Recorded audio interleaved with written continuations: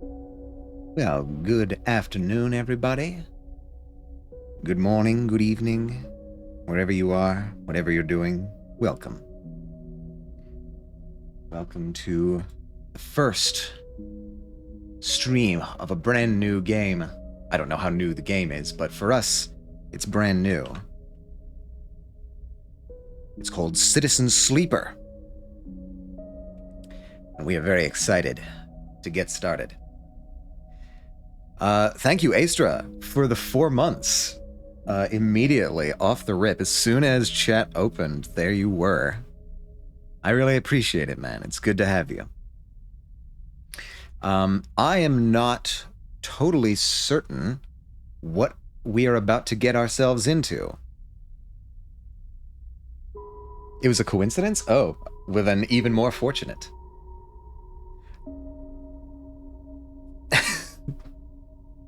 I barely opened Twitch to find a background noise.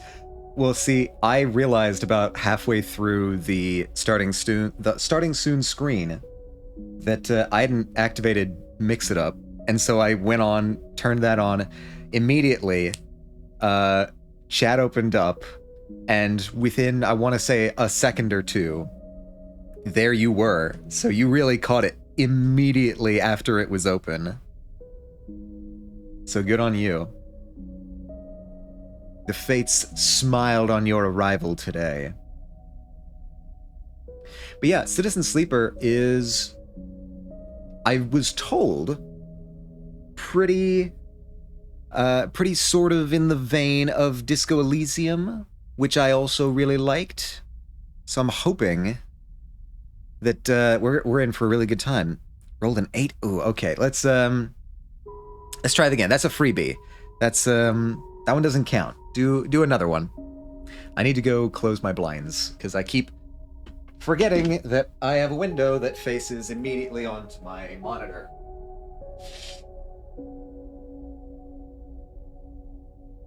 I always forget this. That's impossible. All right, I guess fate has a very specific design for you today, Astra.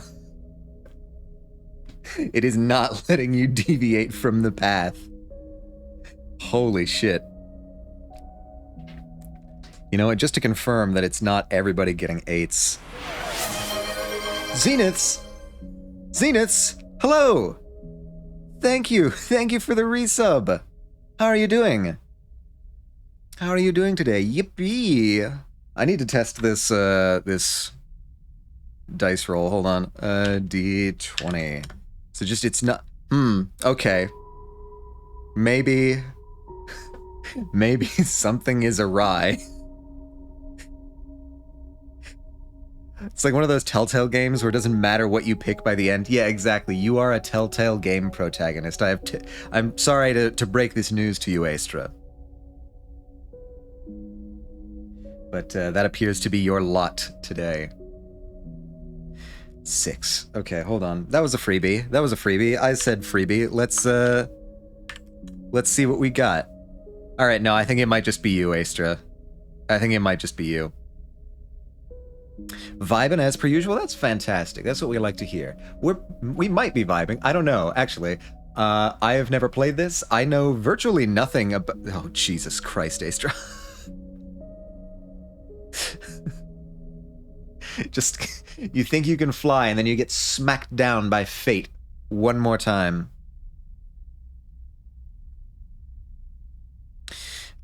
Oh, the poor guy. We love you anyway, Astra. Yeah, we might be vibing. I don't actually really know what this game is about. I know that it's about capitalism in space. I know that it's I think it's dialogue-ish. I've seen like 3 people play this. It's pretty good, but I don't remember much. Well, we're gonna try out and see for ourselves. And Jazzmanian _ hello, Jazz. Happy Saturday. How are you doing? Last seen playing Played Up. The The game that's taking the world by storm. Yeah, I don't know much about this game. I had it recommended to me because I liked Disco Elysium, and this is apparently sort of scratching that same itch for people. So yeah, I'm going in functionally blind, except for the fact that it's, you know, clearly in space.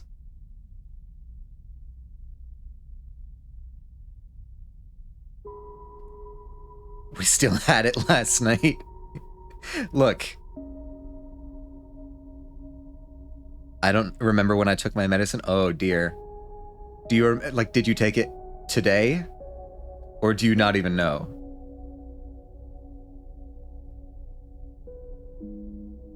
Poor Jazz is down with the sickness. Yeah, so I know this is space. I know virtually nothing else. Woke up, took it, passed out. Well, I guess that's probably good. Your body needs sleep, and the medicine helps you sleep. So, let's see if my watch will tell me when I woke up. Do you have like a fancy watch that tells you that kind of thing? These folks out here with these fancy watches. I can't keep up with them. I've never had like a smartwatch or anything like that. I thought it feels like I don't quite get it. Maybe if I like used one for a while, I would get it, but I just don't. I don't see how it would integrate into my life exactly. It's a fitness watch, so it does keep track of my sleep. Okay, fair enough. Maybe I should get a fitness watch instead of a full-on smartwatch. I don't know. We'll see. In any case, let's click to start and begin our adventure in Sleeper Citizen. Oh my god. It's a new menu. Citizen Sleeper 2 announced. Okay, well. That's probably something I shouldn't read for spoiler reasons. It's very health wellness rather than do everything on your watch. Okay. I mean, I can definitely see the utility in that. Pog, I didn't know that. Yeah, I guess it was apparently popular and successful enough to get a sequel. So I'm excited. It's always a good sign when you boot up a game for the first time and the menu tells you that a sequel has been announced.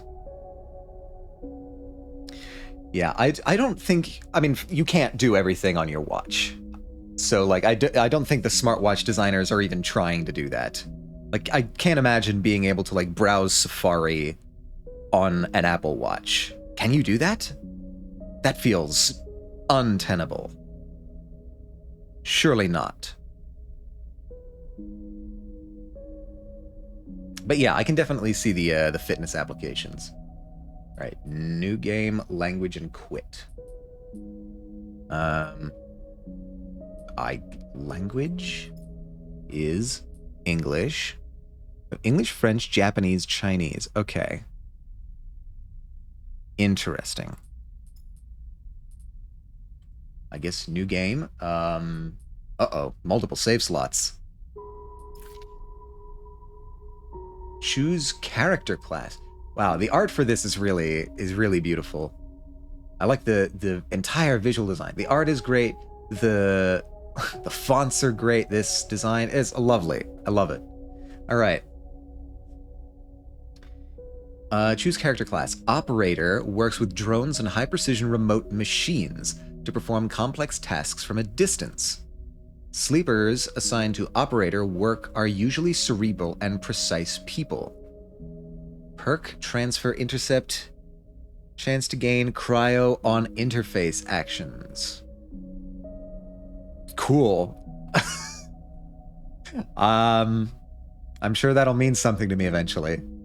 Skills, engineer, interface, endure, intuit, engage. All right, so we've got like standard RPG stats set up here, but they're slightly different. Is the game different based on what class you are? I can only assume. if they're making us choose, they don't give us the chance to like further customize, so we're just selecting basic class, I guess. Engineer, work with machines and physical tools. Interface, work with digital interfaces. Endure, use strength or strength of will. Intuit, approach problems with awareness. Engage, approach a problem head on. Interesting. So so we've got operator, we've got extractor. I like it. We get different art each time. It kind of makes it easier or harder in those certain aspects in the beginning. Right. I assume, because like I don't know if other people have played Disco Elysium, but that was very much dependent on what skills and such you chose at the beginning. Just for like being able to do different things. Jazzmod when? ¿Por qué? I haven't actually needed moderators, you know, knock on wood. Maybe the day will come when, you know, I get a bot raid and we'll need to deputize people, but so far things have been running smoothly. But also, hi Echo, how are you doing today? Glad you're here. We can show you this cool art. This is very neat. Extractors work on resource extraction, often in hard vacuum environments. Jesus. Sleepers assigned to extractor work are often confident, self-sufficient, and have a high level of endurance. Perk, photosynthetic skin. Oh, that rocks. I would love to be able to photosynthesize. Sunbathed dice action allows energy recovery at home. That feels like that might be pretty useful, actually. +1 endure, -1 intuit. Hey, raid this man? No, please don't. This is not a challenge. Just got out of work? Hell yeah. We'd love to see it. You've been working pretty early shifts. Is that new? Or have I just not been paying attention before?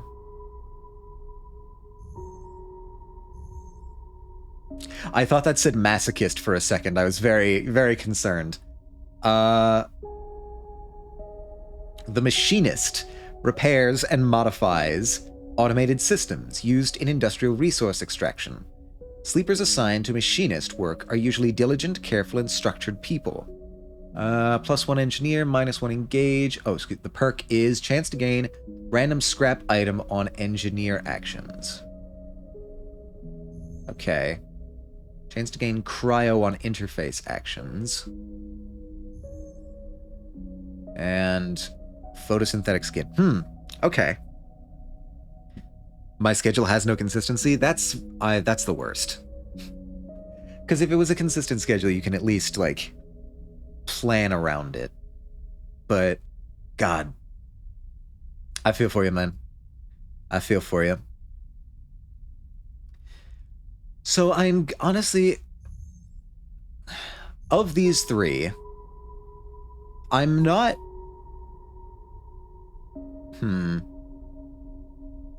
I'm back and forth between operator and extractor, because operator is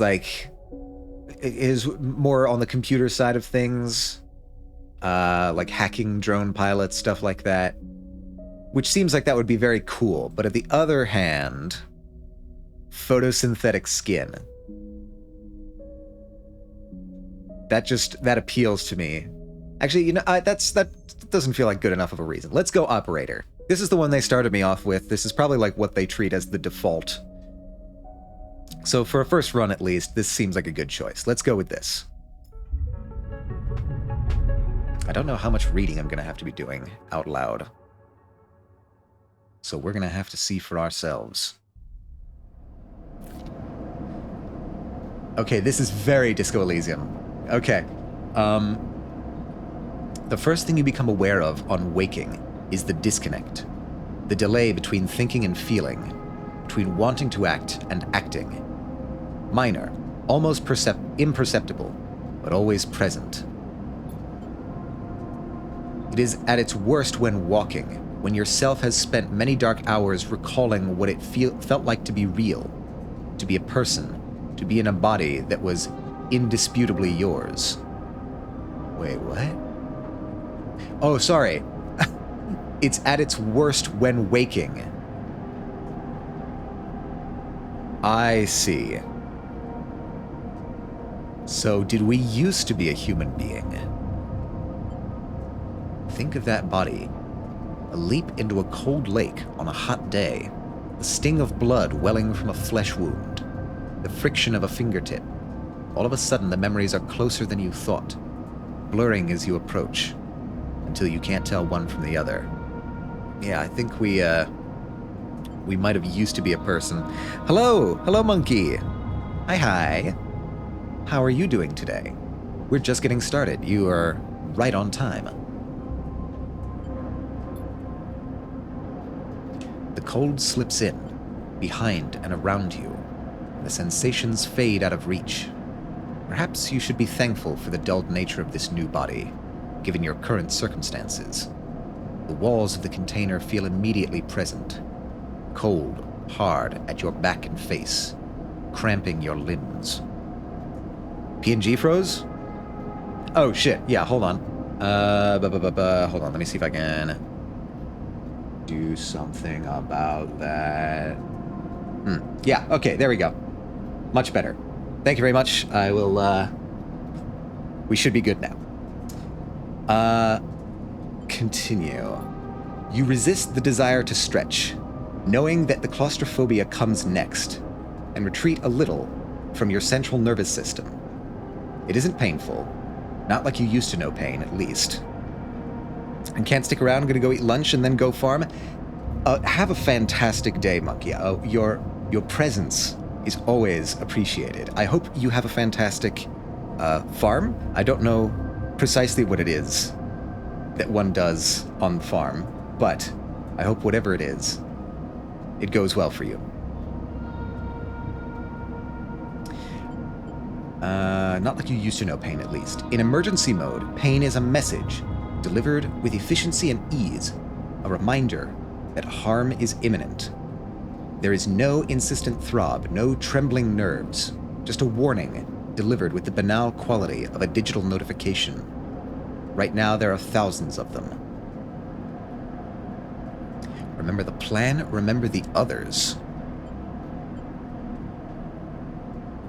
Which one did I pick? I picked the interface, the drone operator. The middle one. I don't know what else to call it. I've forgotten.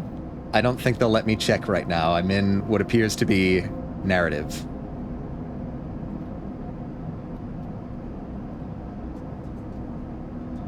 Oh, that's my fave? Okay, good. It looked interesting. It was the default one they gave me, so I was hoping I chose right. All right, remember the others. Who are the others? You remember there were 10 of you. Wait, your PNG is rigged now? Ah, hello, Bob Bunny. Hi. How are you doing today? Yes, so fun fact, it was always rigged. I have had this ready for months. And just never had a good excuse to drag it out. And I finally said, hell with it. I'm done trying to come up with a reason. I'm just gonna have this here. But yeah, no, the PNG was actually just screenshots of this model. Okay, so Jazz, this has been ready since the Game of Life game night. That's how long I've had this.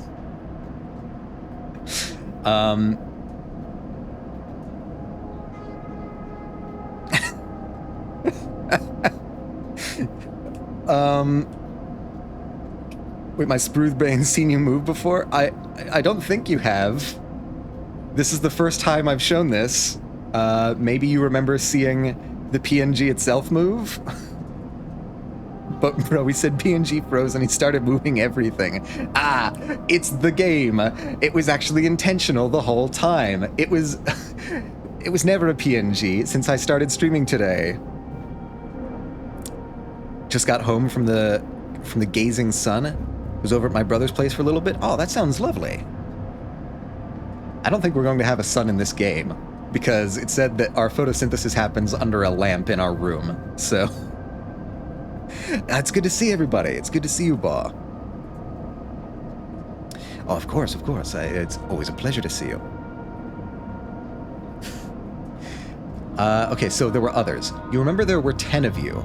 10 that could no longer stand the indentured work, the routines, the slow decay. Excuse me. 10 whose belief in their promised future was slowly dismantled day by day, until they realized they had sold away everything that could and would ever matter. 10 that would escape, or at least die trying. Alright, interesting. I'm gonna lurk about for a little. Need to hang laundry before laundry I forgot in the machine. Ah, God, I have done this before. Peace be upon you. Good luck with the airing out. I have to say, clotheslines aren't a very common thing in America.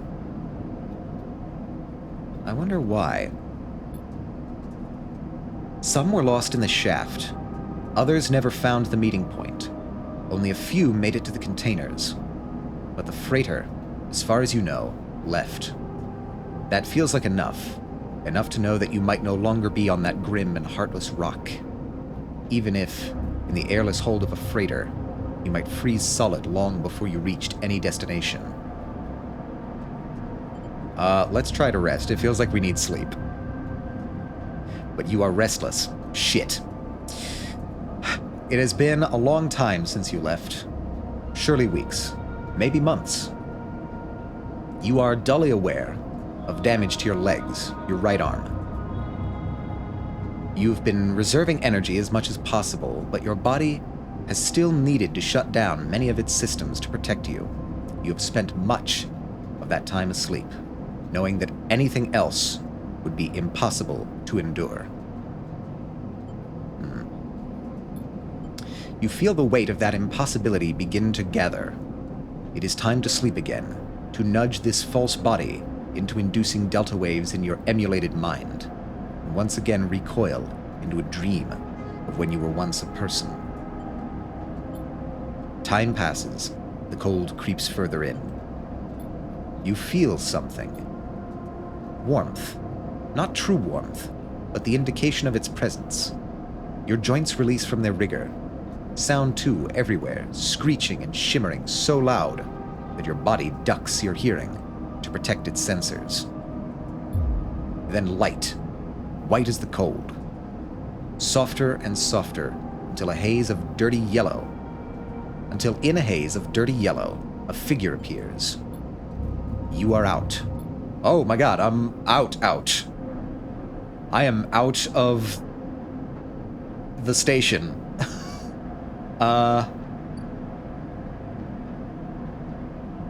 Well, we're in space.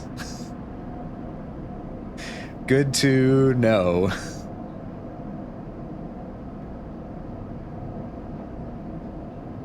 Time to see RNG Luck Atomica has? Oh God.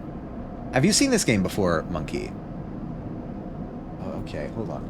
Cryo is cryptocurrency stored in air-walled sticks of memory known as chits. Interesting. Items and data. Data, we have no data. Now, the unfortunate thing is this stuff down here is right behind where I put my phone for face tracking. So we're gonna have a time, I think. Anyway, we're broke. Long time ago, I think? Okay. Cool. Dragos, pragmatic and private salvager. It has been a few hours since Dragos pulled you from the container.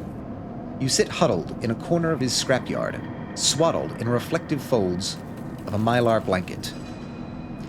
You are slowly coming back to consciousness, back to life, and you stare at the ornately curving elements of an improvised heater.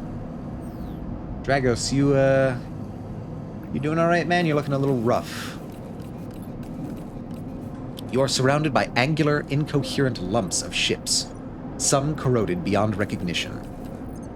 Others still carrying glassy wounds along their edges, where a plasma arc sliced them apart. As you trace their shapes, with fogged eyes, you hear a voice. Ba Banui. It's true, she's here. So, Sleeper, you all thawed yet? Almost. Never seen one of you come in like this. New frames must have better perseverance in sub-zero vac. Seen more than a few of you frozen solid to hull plates or inside outer locks in my time. They weren't so lucky.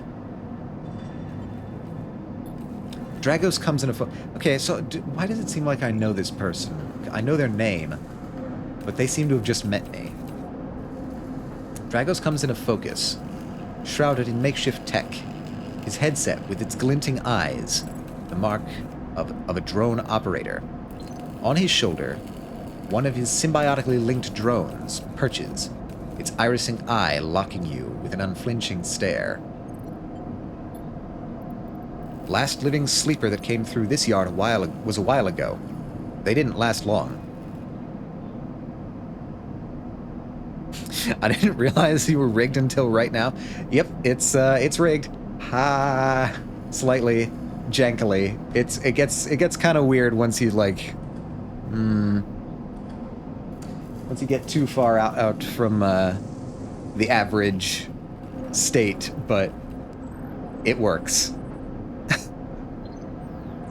I am going to need to tweak the parameters at some point because my eyes going absolutely nuts.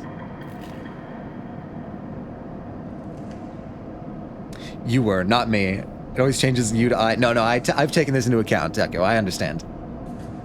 I know your troubles. You struggle to read his expression beneath the tech, but he seems lost in memory for a moment. Or perhaps he's just figuring out what to do with you. I plan to survive. You aren't sure if he hears you. I won't ask what led you to do it, to sell yourself to a corporation, and I suppose you know you can't go back. Your old body, that's theirs now, and you are just software. A rogue emulation illegally possessing corporate property. You nod along. You remember biometrically signing the forms, the cold floor on your feet as you padded to the sleeper cells. The promise of a life off-world. But as you do, you get the now familiar sensation that these aren't your memories. These are things you know, but not things you feel. You are no longer that person. You are an offshoot, a copy. What you won't know is what's ahead. At least the last one didn't. There's no easy way to put it. That body of yours is falling apart. It's the same for any sleeper who makes it out.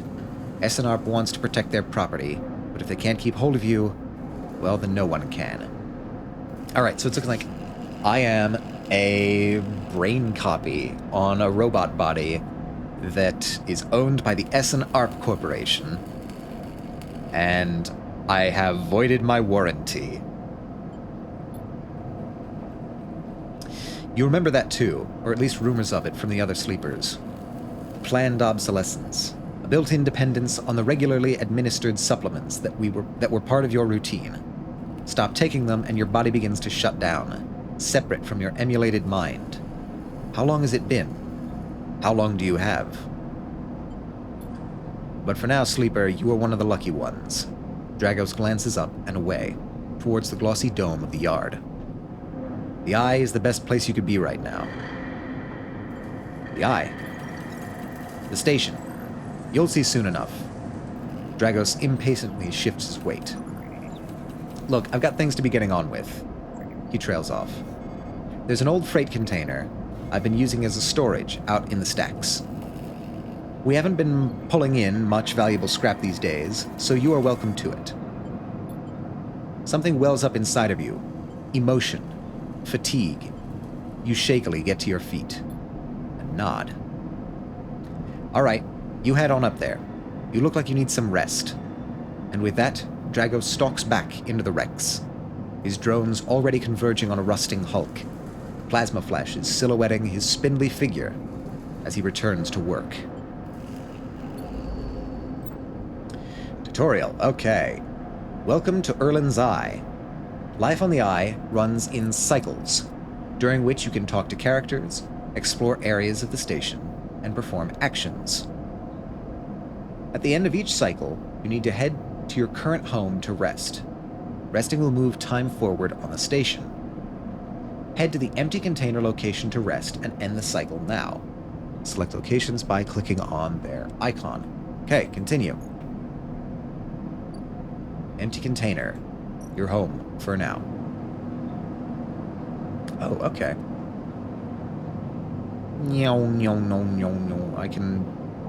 I can shift the perspective a little bit here. Very cool. Very cool. So we can move homes. Yeah, okay. That's good, because right now we're in a box.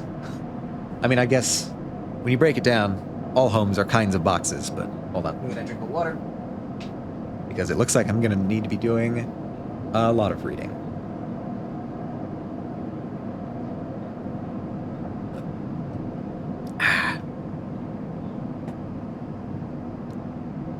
Okay. Per cycle, energy, condition. Yeah, we all live in giant boxes. That's just the way of things. All cycles need to end. Rest and prepare for the next one. Sure.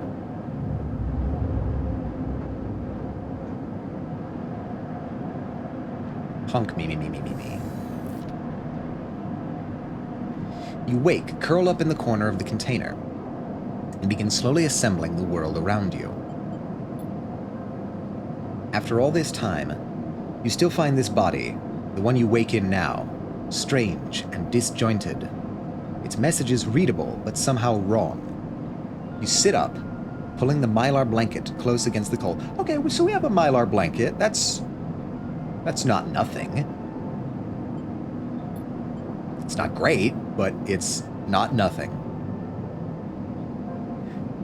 Here you are, on this ruined station, millions of miles from anyone you know. Are you still in the system? Did any of the others make it out? It's impossible to know. After all this, what matters?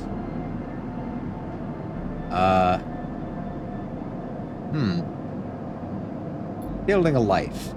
Maybe you did get lucky finding yourself here. Maybe here, on the edge of everything, there's a life for you to build. But before you can build anything, you'll need to learn to survive.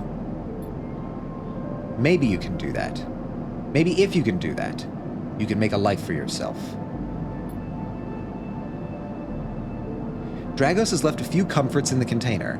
The mylar blanket, the bedroll you slept on, a canister of water, a makeshift electric stove, and some faded sachets of some desiccated powder. It's a good thing I hung up my laundry indoors. It started raining and thundering. Yeah, I'd call that a lucky break. Maybe this is why hanging up clothes didn't, stay popular in America. Maybe our weather is too unpredictable. Or maybe it just has to do with, lobbying by drying machine manufacturers. Because I don't know a lot of people who, hang up their clothes. Not around here, anyway. Okay, so we have a blanket, bedroll, water, makeshift electric stove, and some kind of powder. Mysterious powder we don't have an explanation for. Let me think. What could that be?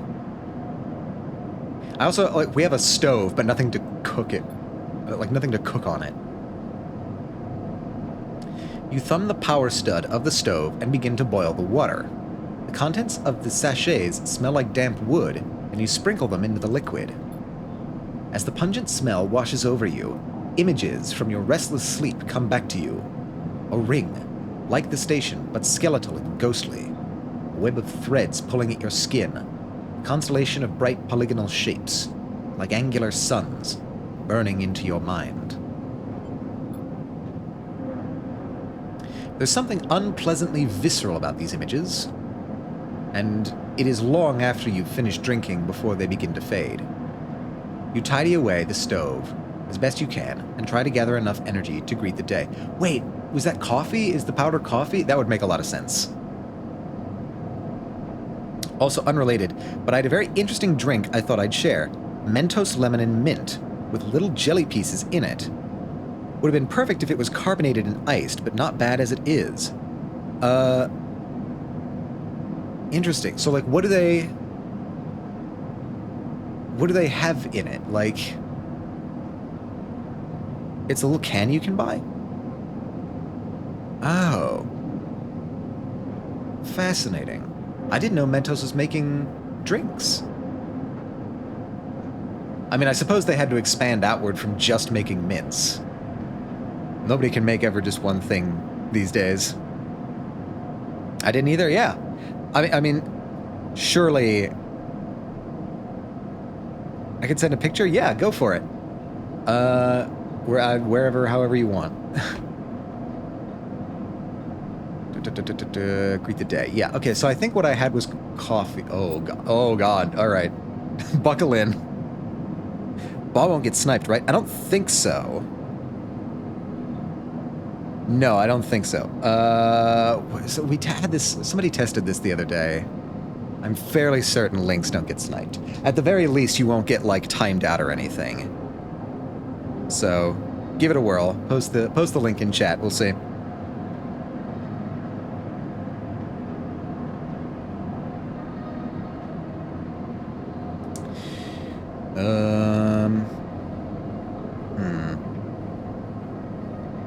How do I have a Discord notification? What is this? It's... Oh, cool.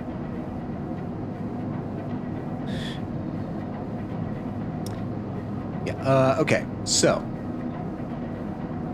There it is.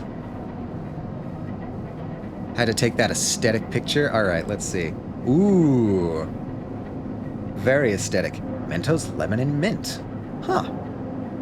With jelly bites. Shake it. I do like that they specify it's non-sparkling, just to sort of, you know, twist the knife.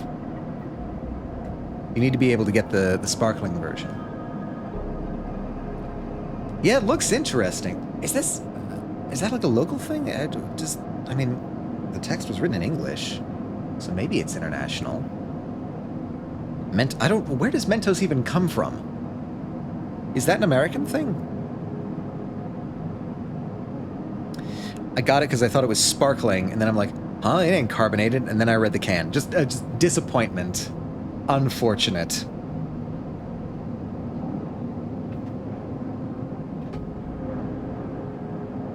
Like, because it's got to be like... I still forgot to shake the can. I had to swirl around carefully with the lid open. Oh, God. I have to imagine that the reason they didn't do it is like the Mentos and soda effect that everyone knows. Like, you guys know what I'm talking about, right? That if you put Mentos in carbonated whatever, it tends to explode. Maybe they didn't want to try and deal with that, but it would have been so good. Well, can you, like, I don't know, is it possible to, like, run it through one of those soda fountains and carbonate it yourself? Because that would be probably still good. I don't know what that would do to the soda stream. Yeah, the soda stream, yeah. Italian-Dutch Corporation. Perfetti van Melle. It says Netherlands. Huh. I would not have guessed. Watch me walk into a store and just... I'm gonna do it myself. It's this Thanos pulling on the glove. I'll do it myself. Yeah, put it in a glass, make it bubbly, and put ice. Yeah, it'd be real... You get one of those, like, little drink umbrellas. Go real fancy with it. Make it a time. All right, tutorial. Condition, action, dice, and energy. This feels like it's going to be important. Also got another drink, Warhead Soda. Yes, the candy. I didn't know they had soda. So are candy companies just all trying to expand into the soda space? I mean, I guess it makes a certain amount of sense. Sodas are basically just liquid candy anyway. So, you know what?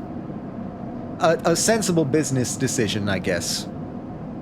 Yeah, Warhead Soda sounds scary. The Soda Sphere, yes, exactly. Chupa Chups Melon Cream Soda is based. Oh, that actually sounds quite good.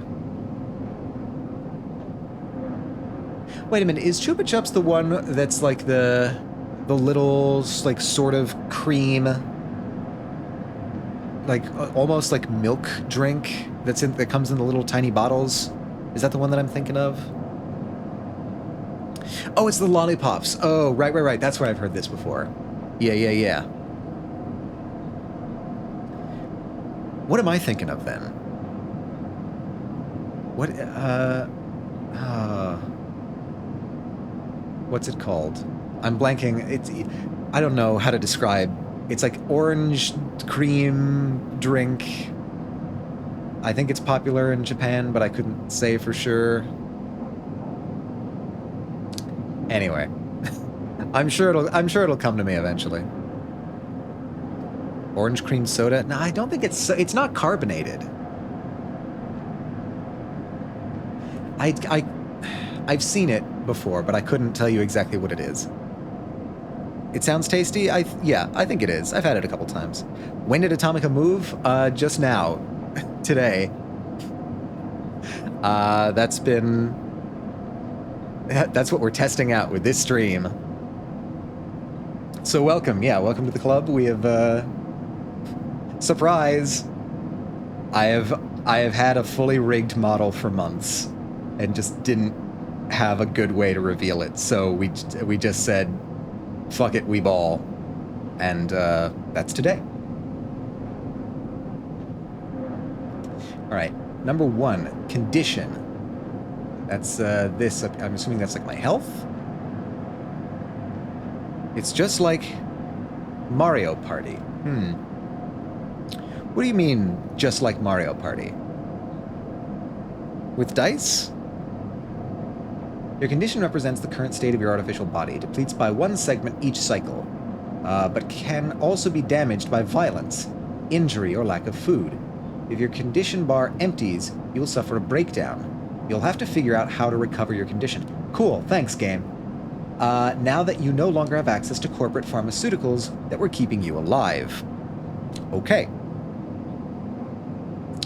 Action dice. What did I miss while at the store? Not much. We are a brain scan in an artificial robot body owned by a corporation, and we ran away from the indenture that we were under, and now without access to corporate support, we no longer have supplements to keep us alive, and so we need to figure out a different way to maintain our condition. Learning the game, soda candy, he moves, and laundry. Yeah.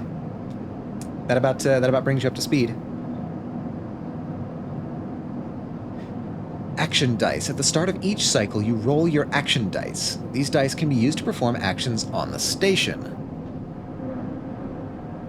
The number of dice rolled is based on your current condition. The worse your condition, the fewer dice you have. Once you have used your dice, you cannot take any further actions, and must rest to recover them, ending the current cycle. Okay. Okay, so it kind of is like Mario Party.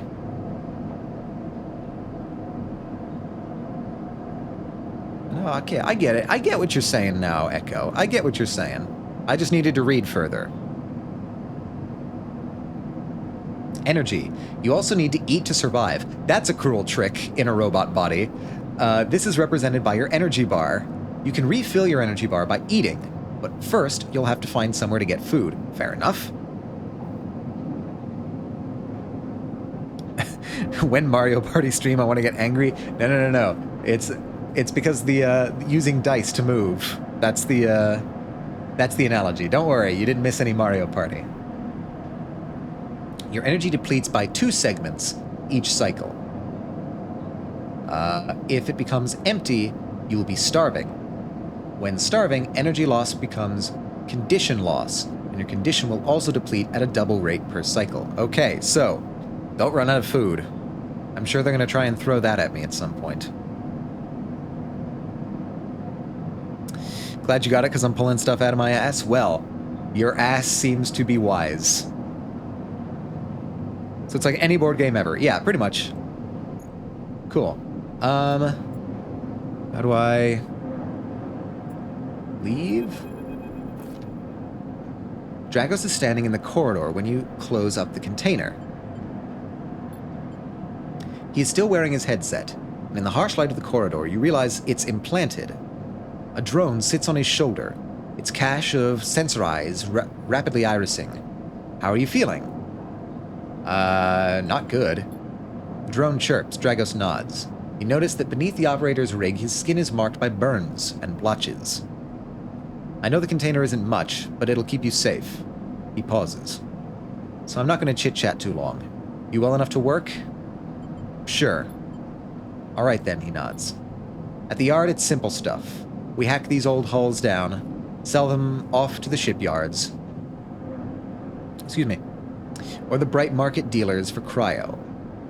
Occasionally we pull out some tech, something worth a bit more value, but most of what comes in is scrap.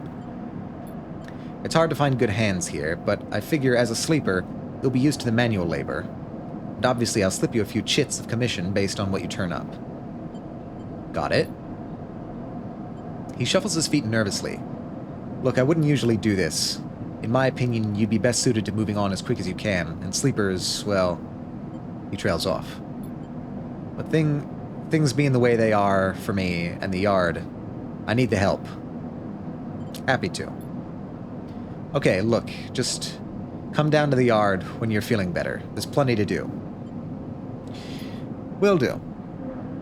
He nods distractedly and turns and walks away, the drone hopping along ahead of him. See you later, he calls back.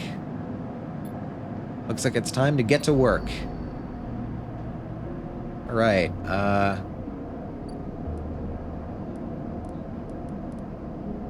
so these are my dice. Got a 1, a 6, a 4, and a 2. Not the worst, not the worst. Hell is other people? Alright.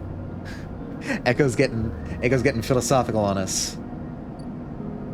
I can view character. Whoa, what's all this? Skills.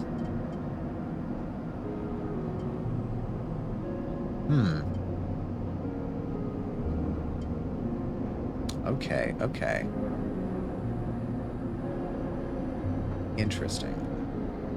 1 upgrade point, 2 upgrade points, 3 points. Okay, interesting.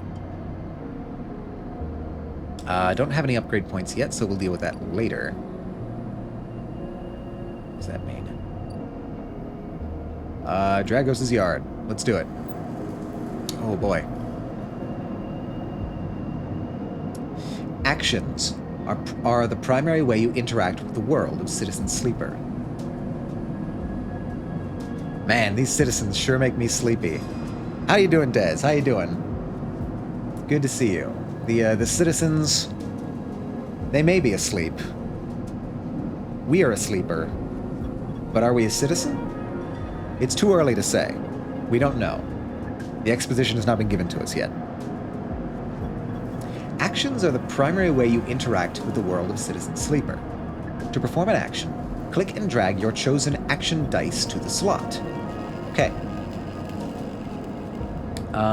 Actions reward you with clock progress. My mind just had a stroke with that one, Atomica. What the fuck? Wait, which one? The actions? Or the Citizen Sleeper? I felt I was being very clear on that. Maybe I need to... The citizen, not Citizen Sleeper. Yeah. I don't know if we're a citizen. I don't know what the legal status of of runaway sleepers is in universe. We're a citizen in our hearts. A philosophical citizen, if you will. Surely I'm a citizen. Surely. It's gotta be. It's gotta be so. Hydrate and stretch? Alright, we can hydrate and stretch. I'll start by hydrating, since that's okay first.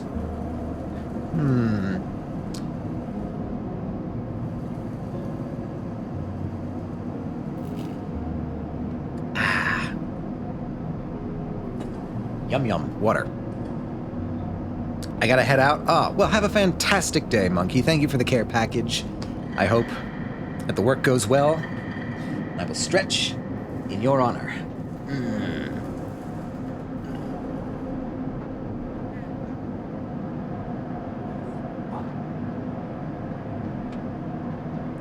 Thank you very much. Oh, we have an ad incoming. Everybody brace yourselves.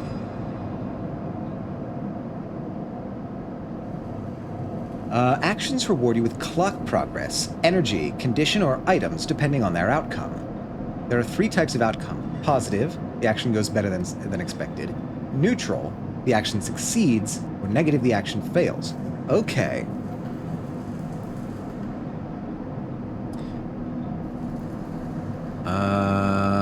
Okay. Action dice affect the outcomes as follows. 100% chance positive. Oh, that's the glowing. Right?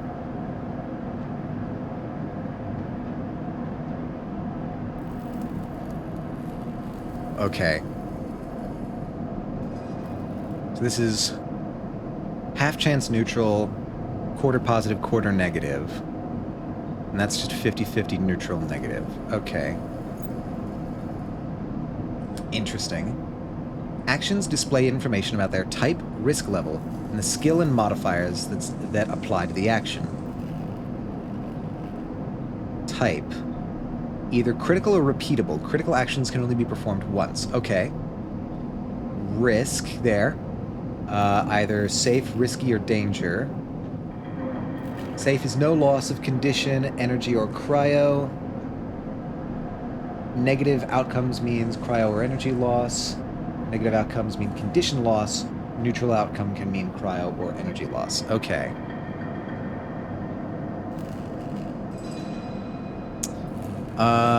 Three, skill. The skill that this action requires, either engineer, interface, endure, intuit, or engage. Okay. And modifiers, either -1, 0, +1, or +2. This is added to the action dice when slotted and improves its value. Some actions require a +1 to perform. Okay. Now, what are you? Things could get nasty. Knows there's always one lucky haul away from their next payday. Interesting. Okay.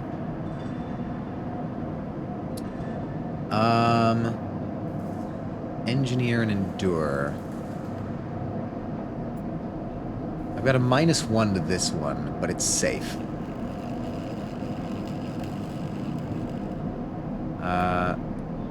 Let's...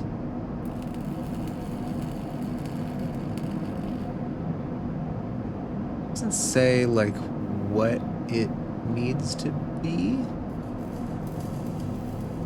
So let's try putting that there.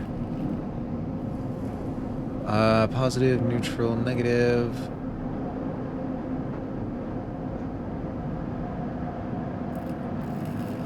Okay, let's start action. What does this look like?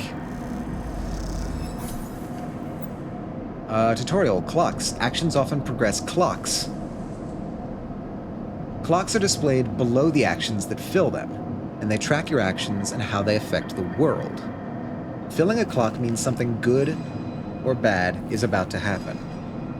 Some clocks, such as the one tracking Drago's debt, are cycle clocks. These clocks tick themselves once each cycle and can complete without player input. Any active cycle clocks will be displayed on the icon for that location. Alright. Back in business. Wait, what? Okay, so I got some cryo. And then, adding to back in business. Okay, cool. Neat. So can I do anything else? Oh, okay, maybe. Hold on. Find a doctor. Yeah. Okay. In Citizen Sleeper, you will unlock drives as you discover more about yourself and the world. Drives guide you in pursuing specific objectives, depending on which path you wish to take. You can track drives, and any tracked drive will place a yellow marker on locations that will help you pursue your goal. Access your drive menu via the arrow button at the top left of the screen. Okay, cool. You are now free to explore Erland's Eye and make a life for yourself here. Try tracking a drive to help you survive. Look for food and keep your energy up and a way to recover condition. Fill clocks to progress stories and find new opportunities. Remember to end cycle at your home when you're out of dice. Use the mouse wheel or W and S to scroll along the station. Rotate the view with A and D. Whoa. Cool. So that's Drago's yard. Okay, first off. Survive. Yeah, that's being tagged, right? You need access to corporate pharmaceuticals, otherwise this escape attempt will come to a rapid end.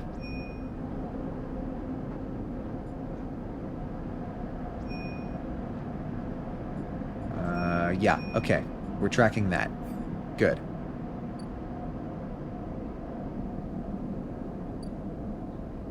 Tunda, Dock C4. Well, not quite a doctor. Ha ha ha ha ha. Bright Market. Oh, no, wait, that's the thing. And then that's Low End Gate. Shipyard. Okay. Cool. It's looking like a Stanford tourist, so it's like a ring habitat. That's very neat. Love seeing those. Bright Market. That appears to be where my doctor quest is about to be. Oh, there's the ad.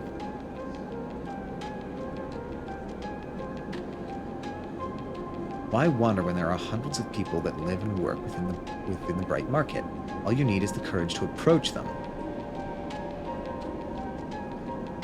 The smells of Bright Market make it a dizzying place to wander, but an enticing one too. Okay. And welcome back, everybody. We're deciding what to do here to try and find some local knowledge. Asking for directions is dangerous, but I do have a 100% positive dice here, so I think that's what I'm going to use there.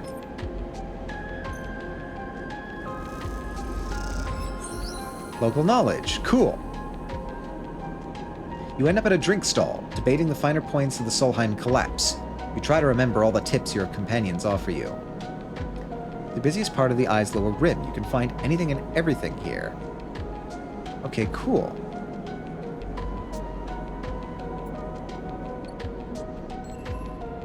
New drive discovered.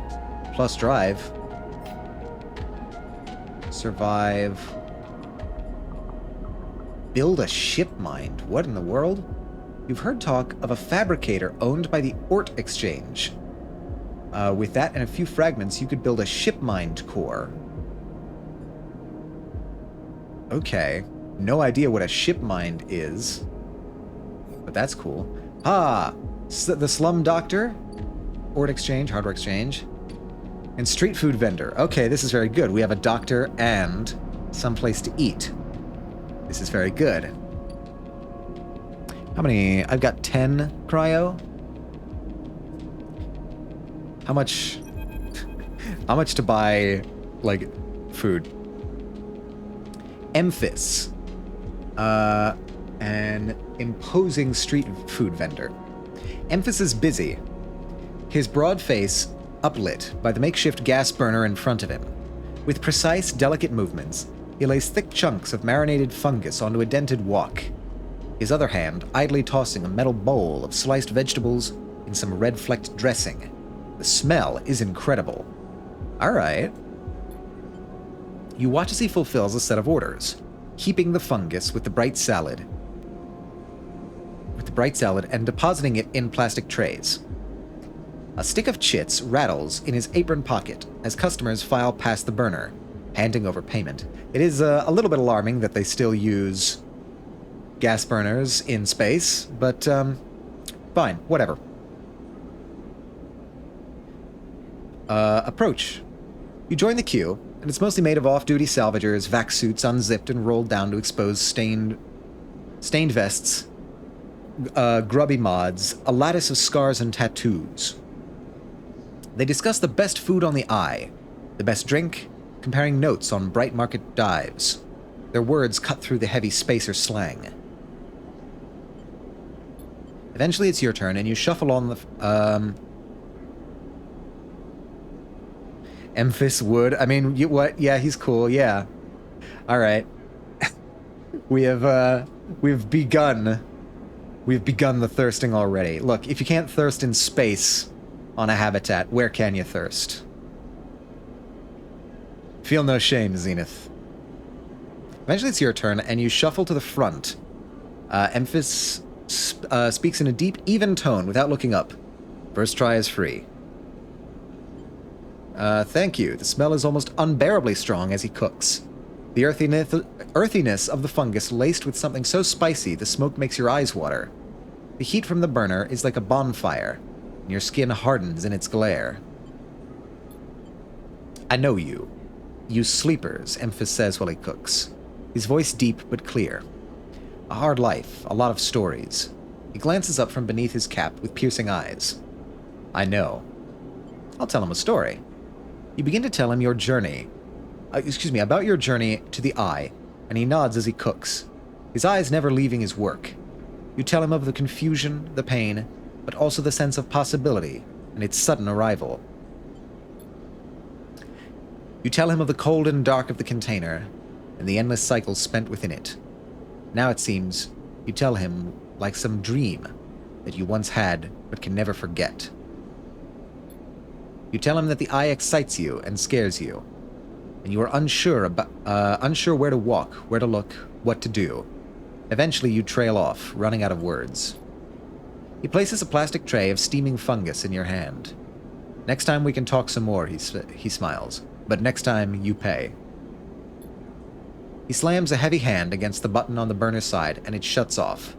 The roar of the flame, and its impressive heat, fades. Next time, then, sleeper. He waves you away and begins to oil the wok. Before you turn back to the alley, you notice the geometric patterns of circular scars across his forearms. Oh, yeah. Those are upper arms, but yeah, I can see that. Each surrounded with a constellation of glinting pin marks. You walk away, and as you do, you take a bite of the rich, spicy, delicate sweet fungus. Your taste sensors light up like a fusion reactor. You'll be back. Alright, got some good food and some energy. That's what we like to see. Let's go to the doctor. Hab block.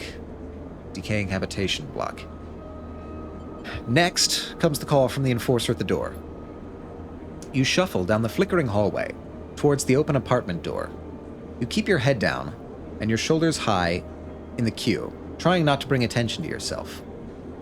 You were thankful for the tip-off that a doctor was operating out of this place, but now that you're here, you aren't so sure. The gang enforcer on the door, the flickering light strips, the decaying ham block, they've all made the long queue a test of your nerve. But your options are few, and without a supply of stabilizer, this body, your body, will... You suppress a shiver and shuffle forward to the front of the queue. You try to find something to distract yourself. Look inside. You lean against the doorframe and look into the apartment. The entryway is dark, punctuated by the green indicators of stacks of sealed containers. You lean in and see amber light filtering through a far doorway screened with plastic sheeting, beyond which blurred shapes move. The slap of the Enforcer's palm against the doorway jerks you awake. "Wait your turn," he growls. After a few moments, a figure pushes through the doorway, and you catch a distant voice. "Send in the next one, Toshiro." The Enforcer jerks his head, and you slip inside, passing through the dark entryway and pushing through the plastic sheeting on the far door. The room beyond is bathed in warm light. A floor-to-ceiling transparent panel gives a full view of the bright market's sealed roof and the buzzing traffic above, and for a moment, you are transfixed by the motion. Sabine, a doctor in the Bright Market. She seems cool. I do love the transparent, poncho. Does it rain here? I doubt it rains here. Not sure what you need a poncho for. Maybe it's the sign of being a doctor? "Come, sit," calls a sharp voice, and you see a silhouetted figure turned away, replacing the plastic sheeting over the frame of a simple folding bed. You make your way across the room. The figure turns, and as they do, you see an expression of confusion flash across their features. They open their mouth as if to speak. They blink, and then quickly regain their composure. "Please, sit," they gesture to the bed, then turn to an open case of tools on the table. You sit. Sabine turns, a compact diagnostic scanner of some kind in their hand. They hold it to their eye. "Remain still, please." Their tone is clipped and businesslike. You stare ahead, still dazed from their expression when you first entered. Fear, recognition, sadness, unmistakably etched across their face. "How long have you been on the station?" they ask, the scanner still to their eye. "A few cycles." They nod. "It's good you came to me." They set the diagnostic scanner on the table. "I'm going to start by assuming you don't know anything." They take your arm and roll up your sleeve, inspecting your synthetic skin. I mean, that's a fair assumption. I don't know much of anything.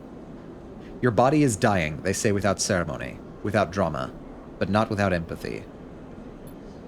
Ensign ARP doesn't like to see its proprietary technology let loose. To prevent bodies like yours, frames, as they call them, from being stolen, repurposed, or in your case, escaping, they built in a process of so-called planned obsolescence. Frames decay rapidly when not regularly injected with stabilizer, one which SNARPS remains the sole producer of. They look up. Sound familiar? Yes. Good, that may help. They swap to your other arm, running some thin metal device over your skin. You feel your forearm tremble. "I'm sorry," Sabine says. "You are unsure if they mean for the cold touch, of the metal, or everything else." Emulations like you, sleepers as most people know you, aren't classified as people in any of the surrogate systems. You have no rights, no status. They focus hard on the inspection of your arm, and SNARP has no reason to release stabilizer into the market. Sabine looks up as if to apologize again, but they stop themselves. "I know little of this is of use to you." They turn away, disassembling the metal instrument and cleaning it. Silence fills the room as Sabine works. And then the silence gives way to tension. You stare at their back, willing them to say something. Anything. Sabine turns to face you. "I may be able to help," they sigh, and you see the darkness under their eyes, hear the fatigue in their voice. They gesture to the door. "You saw Toshiro outside." You nod. "He works for my benefactor, Yatagan. They are influential in the low end. They give me this space to work, run the door, and take the profits. At the same time, I have to fix up their enforcers, tend to their implants, sew up their wounds." They look away. But Yatagan has connections. Smugglers from the Starward Belt. Mercenaries working for the corporations on Ember. If they can source the stabilizer, maybe I'll have a better chance. Sabine sets down their slate, Their notes complete. This is dangerous, and it'll be expensive, but I think we can do it. Thank you. Sabine walks away to the window, their face dappled by shadows of passing drones. Let's just see if this works first. I'll let you know when I have a lead. You nod and leave, Sabine still staring out, unmoving. When you reach the lower level of the market, you look back up through the panel of the roof to see if you can see their face. The room looks dark against the lights of the market. You duck your head and walk off into the crowd. Okay, so we don't exactly have a source for the stabilizer, but we have a lead on potential smugglers for the source of the stabilizer.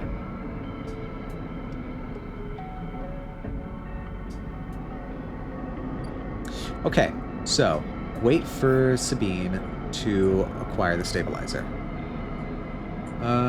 Help pay off Dragos' debt, get to know Emphis. Build a ship mind. I'm still not totally sure on what a ship mind core is.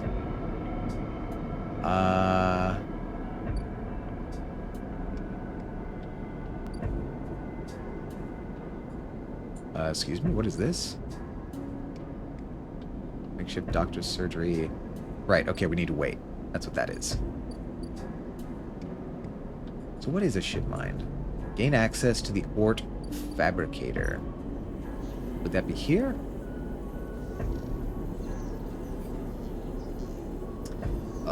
Ort Fabricator. Hold on. Flow of chits and components in the exchange is complex, but a sharp eye and some tight trades can net you a good margin. Okay. I'm not sure that's, Sell components. The Ort Exchange is always hungry for new hardware to buy up. Alright. Let's actually,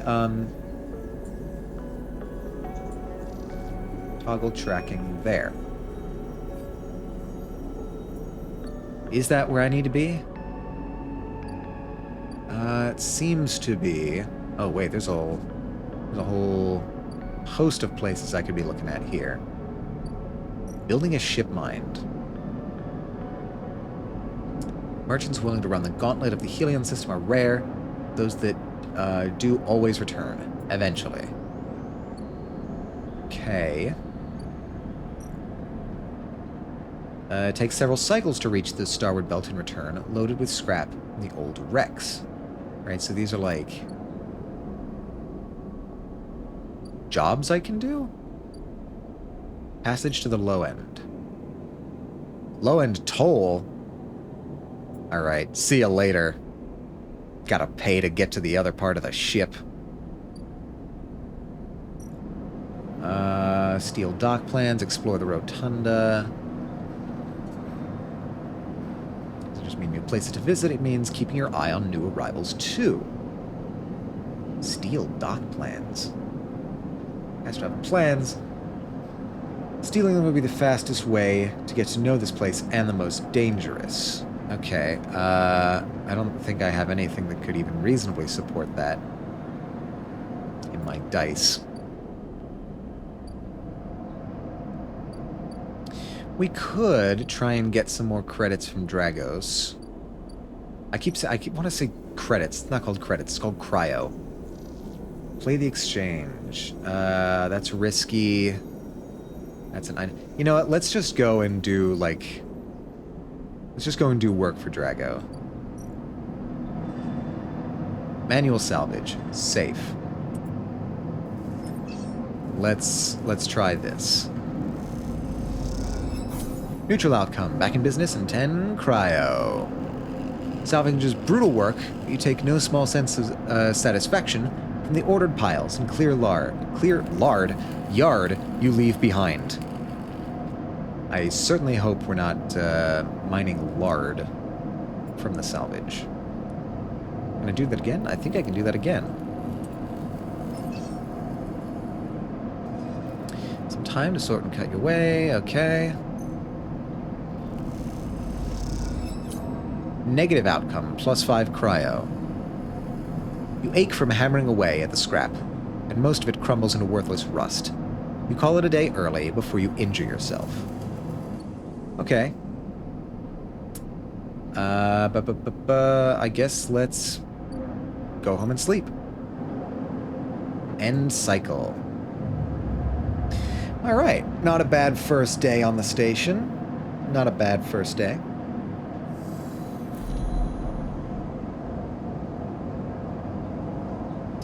This time you don't wake up. Ah, crap.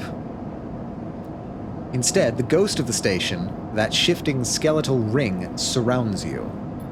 For a moment you are gone, absent from your own body, stretched out across a colorless void. Then the connections begin to establish themselves, threads tugging on the edge of your mind. These threads become vectors of exchange and the extensions. And then extensions. As you feel your thoughts slipping away down them, dissolving into the millions of distributed nodes they connect to. You see the station. No, you feel the station, like a web of texture in a smooth black liquid. Observe it. Even though you have no eyes, no sight, you see/feel the map of the station. No, not the map of the station, but the map of its connections. It is a looped cloud, with spokes and spires that jut out into space. It is an ingrown thing full of obsolete loops and severed pathways. It is a system, a map, and a territory, all at once. You notice a tugging feeling, pulling at you, insistently, as if it were a small child. Somehow, it is pulling in two directions at once. You look down. All of a sudden, everything shuts off. You come back trembling into this unfamiliar body, both yours and not yours all at once. You find yourself standing in the container, eyes now open to the dark steel walls. You feel a change within you, a shift. You close your eyes for a second, and you feel it waiting there, the station splayed out across your mind, a storm of connective nodes waiting to be explored, and then it's gone. Are we connecting to, like, the ship's network?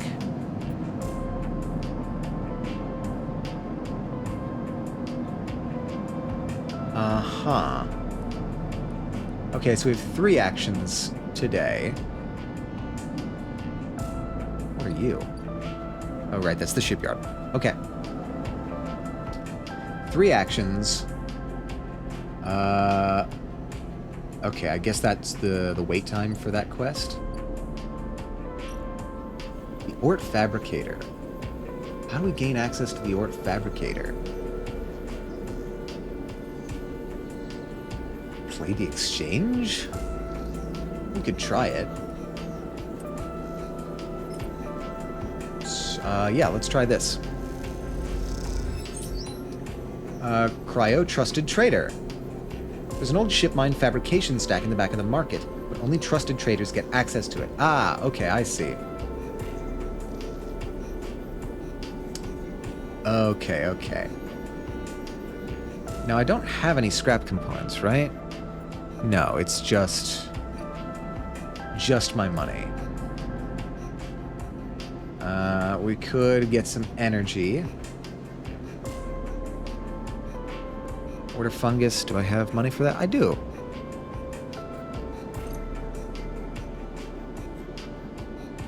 Could you... Ah, yes, okay. That's what I need. Start action. Eating some fungus. Your mouth stings as your sensorium, 15 grow, fungus fan, energy, yay! This is the good stuff.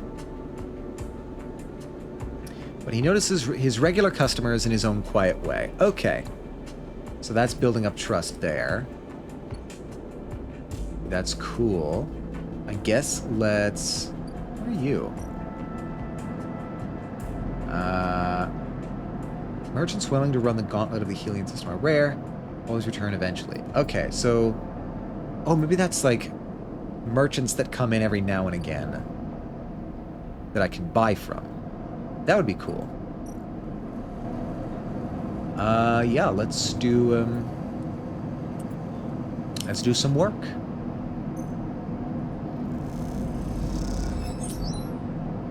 Back in business, 15 cryo. Cool. And I guess...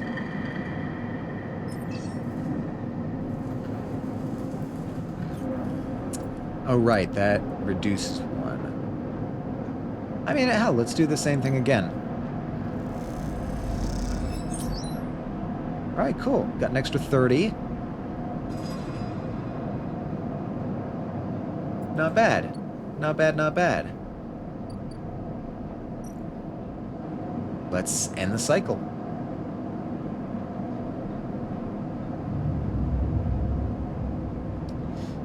I think that's fine. Again, the skeletal ring of the station fills your mind. It sparkles with glittering lights, like stars reflected in a winter lake. It is clearer, crisper than before. The threads still pull, but you remain in place, flickering in the flow. Between the threads, you see bright shapes, caches of shimmering light beneath transparent crystal forms. You follow the path of a thread across the ring. Through these forms, then leap off into the void. You begin to understand. These are nodes and connections, a map of information, of communication. There are so many layers, so many loops, that it seems almost impossible to parse. But you begin to try. Focus on the threads.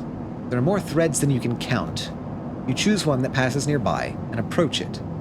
As you inspect it, you understand why you instinctively chose the word thread when you first saw them. They are not single lines, but rough, fuzzy things woven from data strings of all kinds. The threads and nodes, passages and puzzle boxes. One leads to another. There is so much here, so many answers, so many questions. All you need to do is follow the paths and open the boxes. You look out across this ghost landscape of exchange and see an opportunity. But then that insistent tugging again, pulling at you.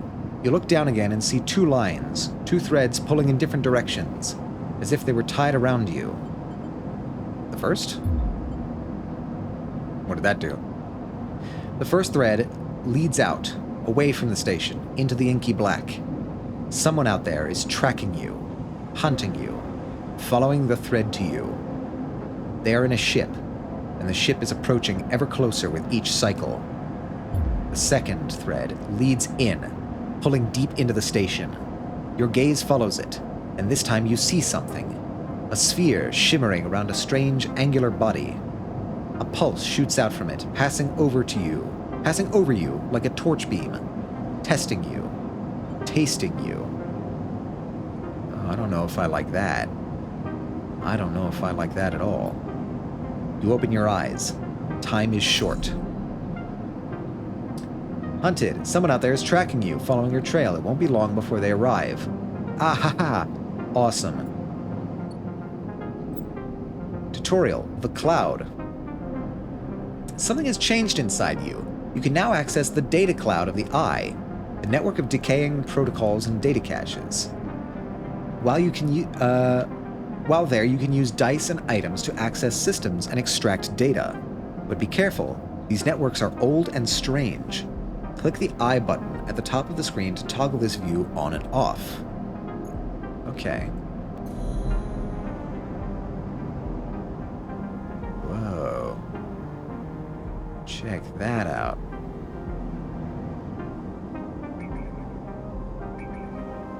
Yataghan Agent. Key node. Havanage Agent. Key node. Solheim Gate S7. Oh man, that data is not something that I can parse. An agent. Key nodes. More key nodes. I don't seem to be able to interact with that. And a Havanage Gate. Okay.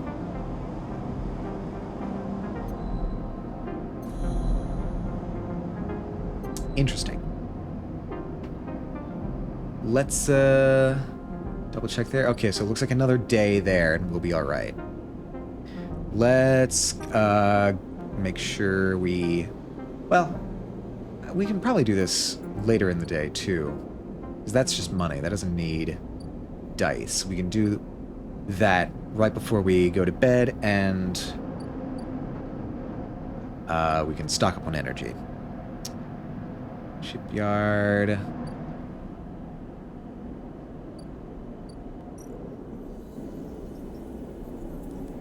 We can play the exchange, I think. That might be... I mean, this is risky, but... Ah, okay. Not bad. Got some extra cryo out of it. A little more trust. What do I want to do? Do I want to... should I explore this, this data cloud?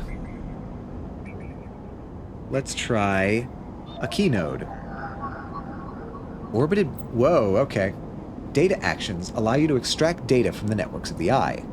They work like dice actions, but in order to unlock them, you must match your dice to the one displayed on the right of the action. Oh. If you have a +1 or +2 modifier in the interface skill, you'll be given more possible dice to match. You can use any dice that matches the dice displayed. Once unlocked, the data can be extracted. Okay. I have a +1.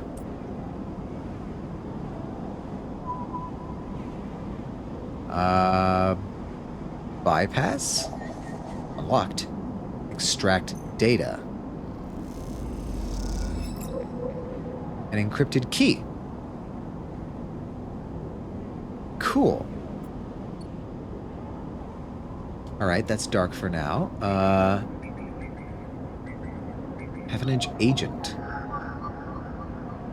A Havenage member is broadcasting on the open network from here, leaving them open to data extraction.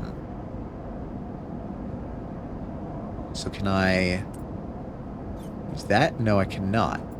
Why not? Okay. Fair enough. Wait, was that a -1 or a +1? That was a +1. Okay, no, I am confused. Why can't I use that? Node. What do you look like? Slot Havenage cipher.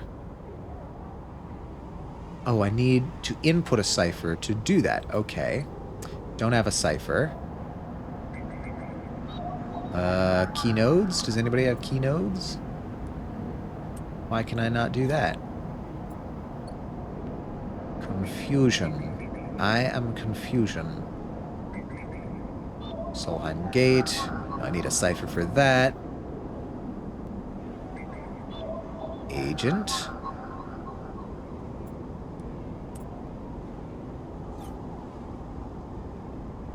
Okay. I doubt anything will let me have data for just one. Oh, no, wait, maybe not. Yet again, agent.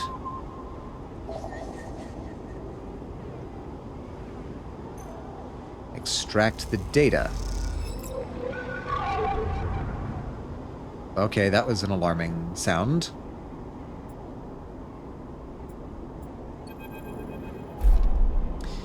As you drift back from the node, something latches onto you. A thread, strung tight around you. It tethers you in place. A taste, the voice makes you shiver. Its source somehow both distant and close behind your ear. You see a distant glint of light shut off, and then suddenly a shape is at your side. It stalks around you, circling like a shark, like a wolf. Entity unknown, astringent, processing. Let's stay still? Please hold. Hunter, that's not what I like to see. Maybe we should leave. I don't like being hunted. The thread around you thickens until it is a ring, a cylinder. A tunnel of light circled around you. It is blinding for a moment, and then it is gone. As it fades, you see a figure, a creature in front of you. Its strange head flickers between different angles, reading you. What did you do? The shape paces around you on live legs. Oh, it does have legs. Okay. Though there is no ground here to pace on, Entity identify. Origin serial cadence. The figure faces you expectantly.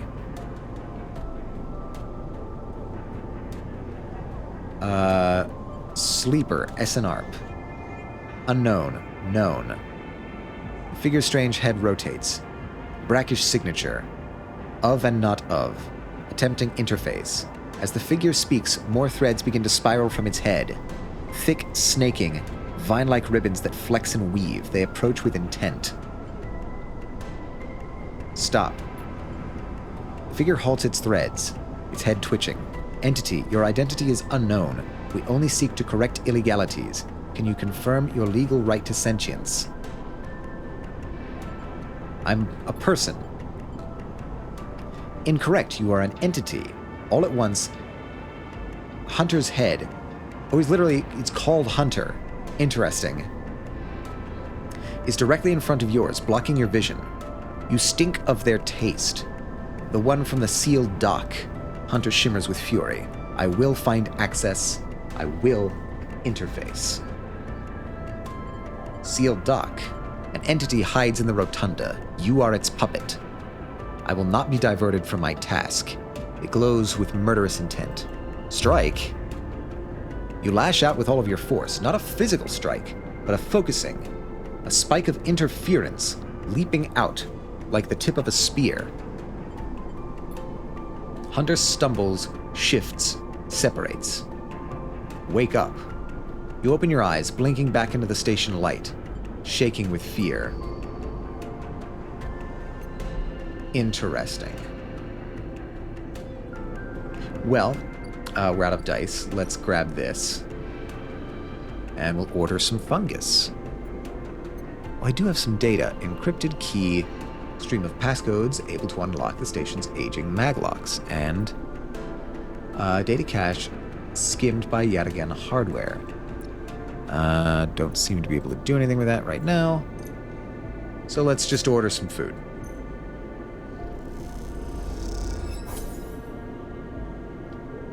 Fungus fan. That's me. I'm a fan of the fungus. The fungus among us. I think we should go sleep now. Unless there's anything active, complete. Build a ship mind. Repay Dragos. Survive. Okay, everything seems on its way. So let's try sleeping. Don't care for that you're being hunted thing. I imagine that would be here whether I found that or not.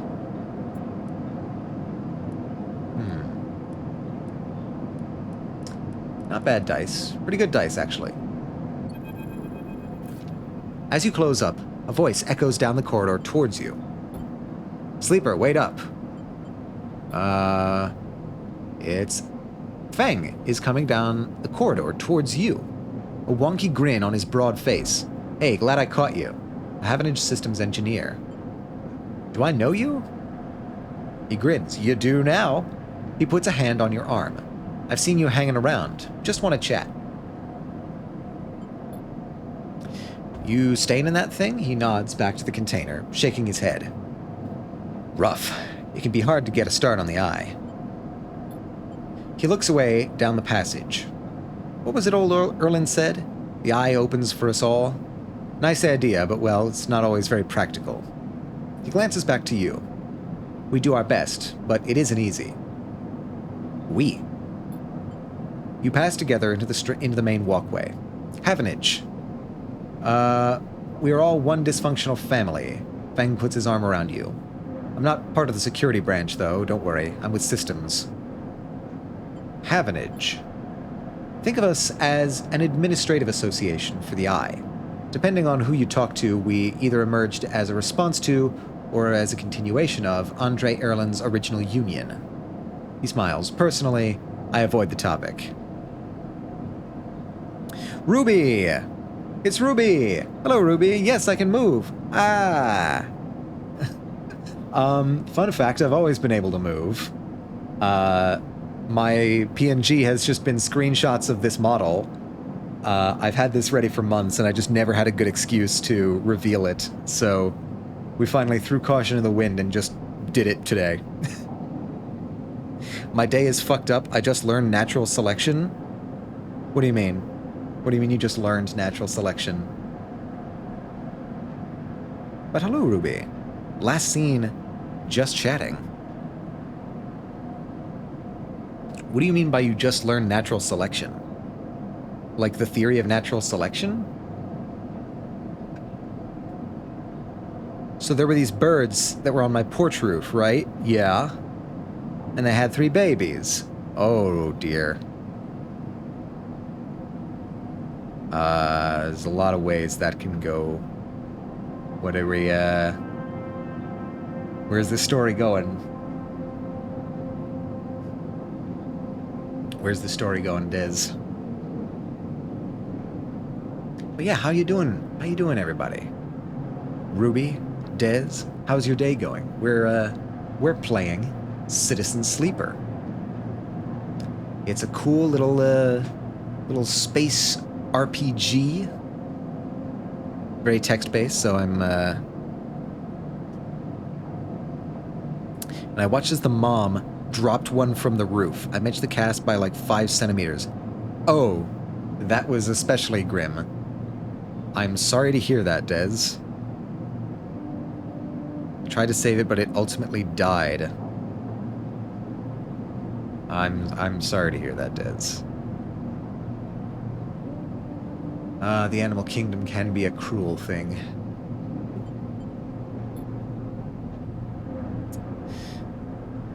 Are you doing all right? I found a tree and buried it. Nice. Okay, that's good. That's sweet.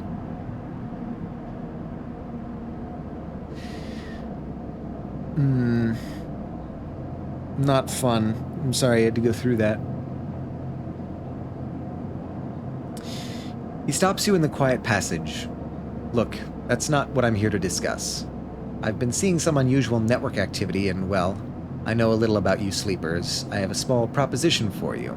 He glances around, but this is not the place for it. I have an office just across the way. Give me a cycle or 2 to prepare, then, when you're settled, stop by. He lowers his voice and gives you a dark look. In truth, I need you.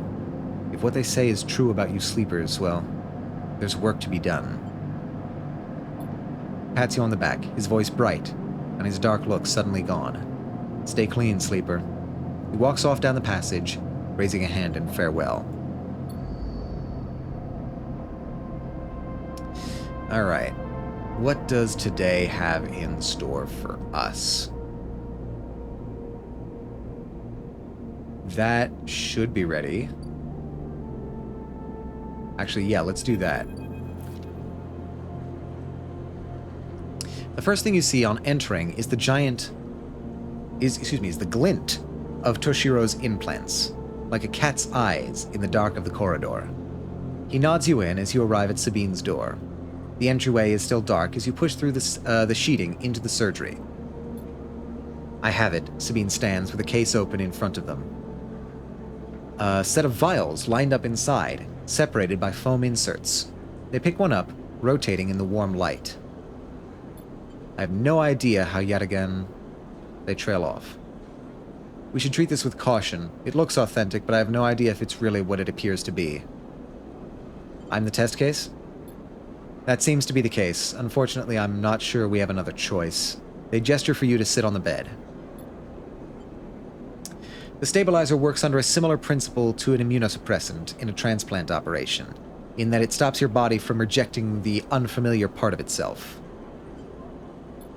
In the case of your frame, the unfamiliar part is each of your biosynthetic organ groups, which over time are identified by your body as foreign material and therefore must be eliminated. Sabine holds up a vial of the would-be stabilizer. However, unlike an immunosuppressant, the stabilizer doesn't do this by limiting your entire immune system. Instead, it re-encodes your biosynthetic organs with new protein chains, which act as passcodes within your immune system. The stabilizer refreshes those passcodes, keeping your frame from rejecting all of its own organs. which means the stabilizer should be able to encode any organic or biosynthetic matter to be accepted by your immune system. They glance away. At least if the stabilizer is genuine. The only way to know for sure is to inject the vial. They begin readying the syringe. I will start with a small dose to limit the risk. Okay, let's do it. Sabine cracks the glass neck of the stabilizer vial and uses a syringe to extract a fraction of the liquid. They tap the syringe, and you watch as if any sign might emerge from the clear liquid. You barely feel the needle, your frame registering the initial injection, but with little response.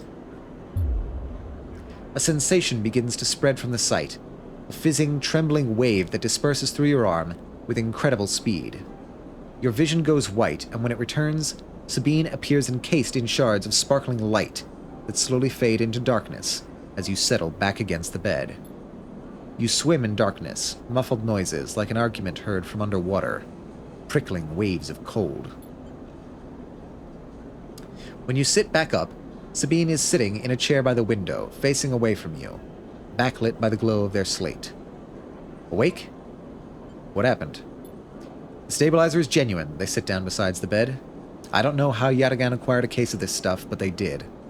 Sabine looks troubled, distracted.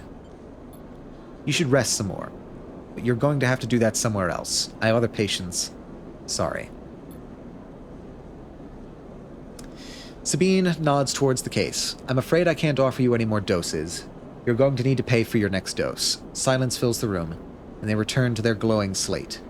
Looking around the room, it seems different somehow. As if things have moved or shifted. You wonder how long you've been out. Sabine, nothing comes free, sleeper. Remember that.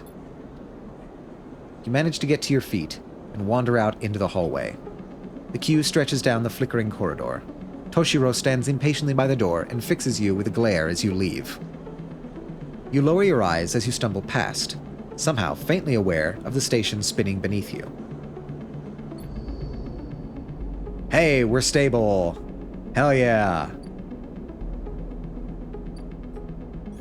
No upgrade points, but buy a vial of stabilizer. All right. Cool. With that, I guess we'll do the play the exchange. Try and get this trusted trader up to snuff. I think if I'm successful here, yeah, cool. I did it. And I got some cryo for it. Cool. Now what? The Ort Fabricator. Yes, that's what we're looking for. Ship mines cannot be built from scratch, but if you have enough, salvaged fragments can be reassembled with a fabricator. Ooh. Oh, battery. I thought I was plugged in charging. Hold on. Excuse my wobbly model here for a second.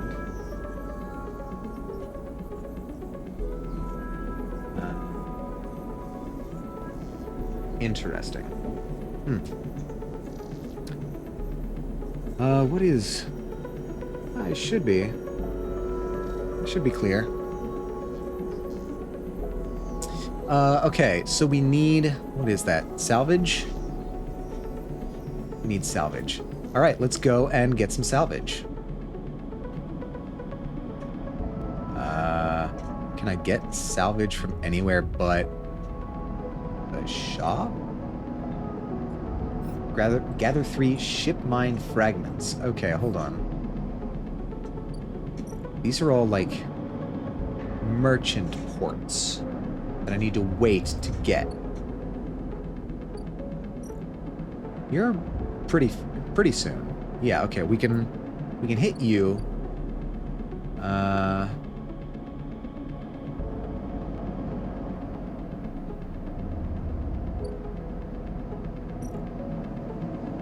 Assist a shipbuilder, haul materials.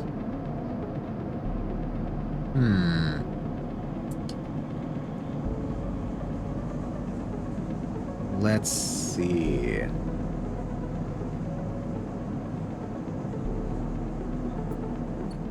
ship mine fragments. I seem to want that there. Did I even get fungus last time?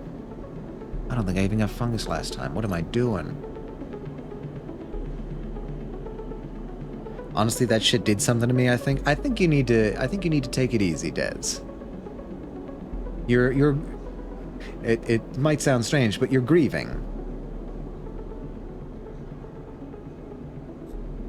Can I not do that? Interesting.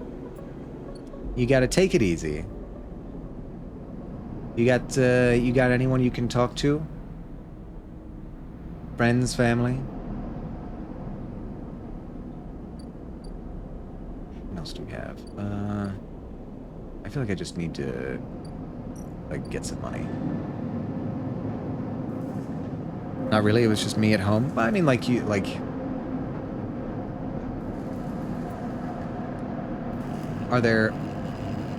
Are there people in your life that you can talk to about these sorts of things?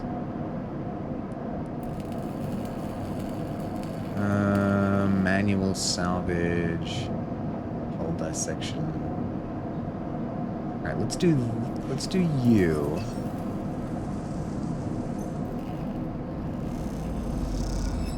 Back in business, 10 cryo, nice. Probably my sister, but she's at work.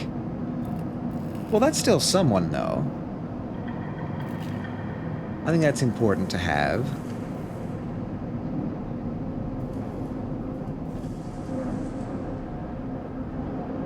Do a hull dissection. Start the action.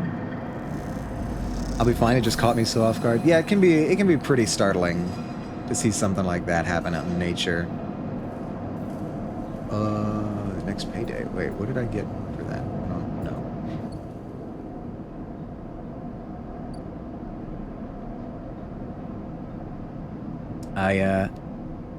We tend to not see that very much anymore, that we've sort of insulated ourselves from nature. And it does happen a lot. It's rough to see, though. I hope you're doing at least a little okay, Des. You arrive into a buzz of activity at the yard. Red blinking lights flash across a vast dark shape, suspended below the dome. They flicker across scorched hull plates and bent structures, spilling from holes in the twisted shape. The cutter is huge and has been torn apart in some violent encounter. She's a beauty, ain't she? Dragos stands to the side, focused. Is that how you spell that? Focused on the hulking ship as it is lowered into the yard. She is. I should thank you. This place was on its last legs when you turned up. And now look at this. The ship descends slowly, its interior visible through multiple hull breaches. You struggle to gather the same enthusiasm as Dragos for this monstrous craft. You can't help but think of what became of its crew. What happened? What do you mean? He glances at you. I managed to convince our salvager friends to give it to me on credit. That's what happened. No, what happened to the ship?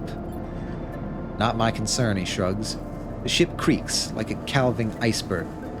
Calving? Iceberg as it reaches the base of the yard. Dragos is visibly excited. I know I said you shouldn't stick around, but I'm gonna need some help with this one. The drones start to crawl over the hulk, their lights illuminating flashes of dented hull. Watching, you wonder if you arrived in a similar fashion, locked inside that container, the wreck of the Essen Arp freighter lowered into the yard of a corpse ready to be butchered. Into the yard like a corpse ready to be butchered. Or was the container delivered to Dragos on its own, a womb for your rebirth into the strange station? You shudder. Perhaps you could learn something about this ship. You might be able to trace the path that led you to this yard.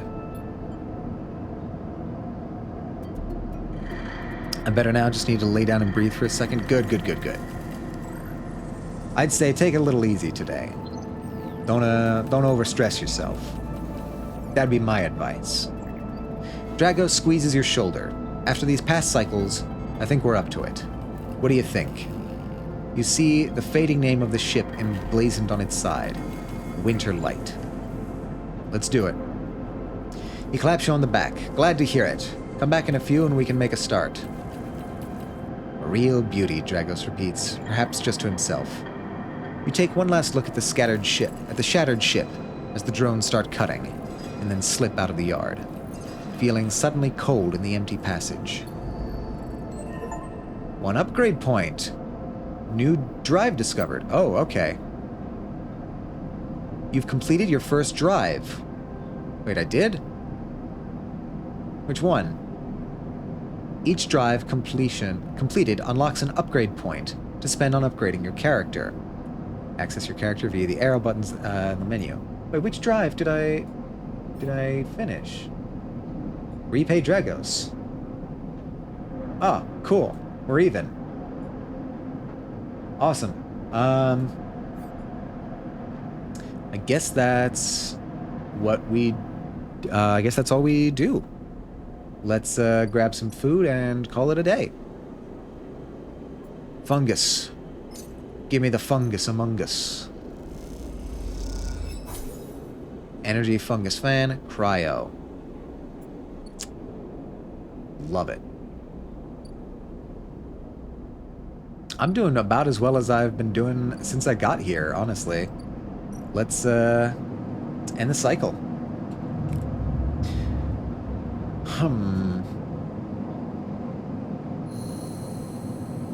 Oh wow, I woke without any dreams. Interesting. That's ominous.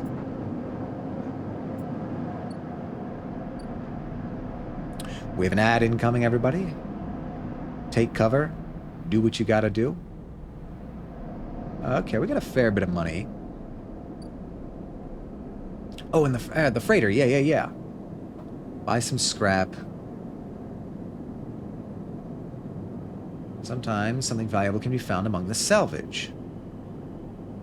Big stuff goes to the shipyard, but valuable stuff to the markets. They'll let you buy a few crates, but not much more. Freighters get their payload onto the ore exchange, and they'll pay a wage to anyone willing to help them. Okay. Rather, 3 ship mine fragments. Let's try buying some scrap.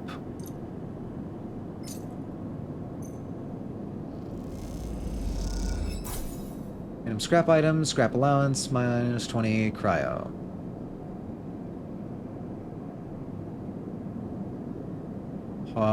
Scrap onto the... Okay, so it looks like this is going to be here for 3 cycles. Good to know. The ore exchange, and they'll pay a wage to anyone willing to help. You know what? Let's do it.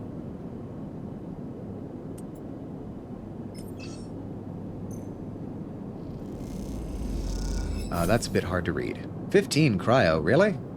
That's it? Damn. Alright, well, that's going on there. Fang. Oh, we can talk to Fang. That would be good. Fabricator. I don't have... Oh, I do have a ship mine fragment. Cool. Wait, does that mean I can get a second one? Where are you? There you are. I've still got 87 cryo, so let's try again. Yeah. Random scrap item, scrap allowance. I like it. I could actually just buy all 3 now. But let's wait a day. Let's not put all of our eggs in one basket.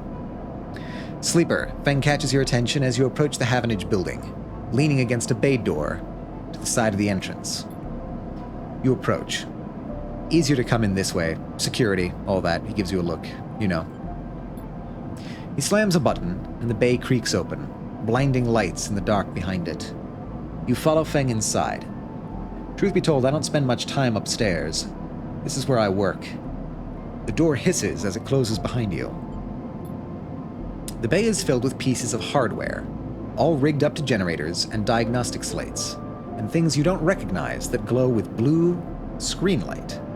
There is a chorus of hums that blends into a single wave of static, filling the dark corners of the room. Feng leans on a server stack and gestures around. You like it? What is all this? He taps a nearby server stack which bleeps in response. This is my treasure trove. All dredged up from this sea of systems we call the Eye. You wouldn't believe what this place runs on. He steps over to a towering block, speckled with vents. Some of these systems are from the original station, A1, the one Solheim built. We've had to invent new components, repair things we've never built, reverse engineer entire subsystems into existence. Residents here look up at the Eye and think they're seeing a concrete reality. But this place is a system in constant flux, decaying and growing, collapsing into new configurations. He walks down between the hardware stacks, and you follow. We're keeping this place alive, but also remaking it into something new, dragging it away from those corporate origins. At least, that's what I'm trying to do. He turns back to face you among the flickering machines, humming all around you. I know you can see this too, Sleeper. All these systems and sections. You can, can't you? I can see it. It makes sense, right? You're between here and there, between the people and their systems. You light this place up like a beacon. That's what I need. You glance at the lights around you, and as you do, they seem to flicker, to realign, to follow your gaze. Feng notices it too. I'm guessing being a beacon isn't always ideal. When you're on the run, though. They're tracking me. He pats you on the shoulder. Maybe I can help with that. There's a lot of old growth in this place, subsystems I can't see, access protocols lost to time and decay, secrets, a shitload of secrets. With your help, I can unlock this place, break off those last ghost limbs of corporate control. He lowers his voice below the hum. Even in Havenage, there is old growth. Those whose roots trace back into those bad old days. You help me dredge up the past, and I'll see what I can do about that tracker of yours. He winks. What do you say, Sleeper? I am in. Get these guys off my ass. You won't regret it, Sleeper. Feng passes you a ragged-looking metal tab. A gift, he smiles. It's a Solheim cipher. I dug it up from the depths of the station. Slot that into an old network gate and you'll be able to pull all kinds of secrets from the nodes inside. He walks you back to the front of the bay. Start by bringing me whatever you can turn up. Use that emulated mind of yours and see what's out there. Let's get a picture of how things are. Welcome back from the ad, everybody. Those above, he nods at the ceiling, have granted me an acquisitions budget. I can pay you for whatever useful data you bring in. I know you need it. He slams the door button again. Keep it quiet and keep it clean, Sleeper. And I'll see you soon. You step, blinking, back out into the passage. Those flickering lights still in the back of your mind. Alright, new drive. New drive discovered. Build a ship mind, we're still working on it. Disable your tracker. Help Feng chase his leads. Extract the pass. Extract Solheim data for Feng. I think this might be the next... This might be the next big thing. Or that one. Investigate the wreckage. Can I do that yet? Oh, I can. Cool. Yeah, let's take a look at that. Well, actually, I should probably... Hold on. I have a skill point. I have an upgrade point.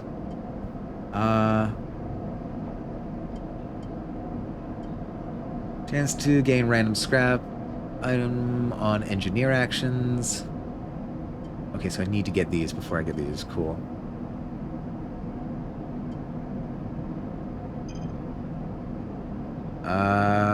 Back, hold on. Photosynthetic skin. Sunbathe dice action allows energy recovery at home. That's cool. Dice actions display potential positive or negative outcomes. Ooh, that would be very nice to have. Absolutely, I'm grabbing that. Chance to gain energy after any engage action. Okay, cool. Very nice, very nice. Let's look at this thing. Forensic trawl. Yard clearance. This ship is a salvage. As Dragos always says, break it down, move it on. Okay, has a history to discover if you are curious. I am curious. I'm a curious little guy. Let's do it. Negative outcome. Damn. Alright. Let me try again.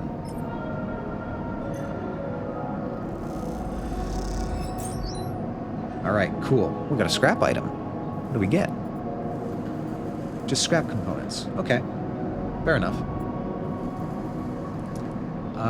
I think we can probably just spend today doing this. Provided the dice are on my side. They're not. Alright. Let's leave and... Okay, what else do we have to do?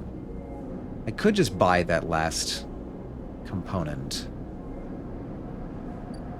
What do I have? 67 for 20 scrap. Yeah, we can do this. Let's just take care of this quest.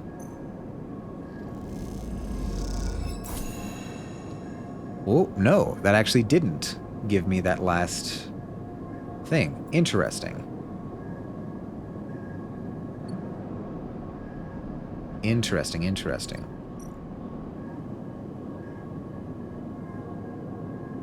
How much more? Okay. So I can't do that anymore. So we'll have to wait for this thing to unlock in order to get our final ship mind component. What is here? Assist a shipbuilder, haul materials.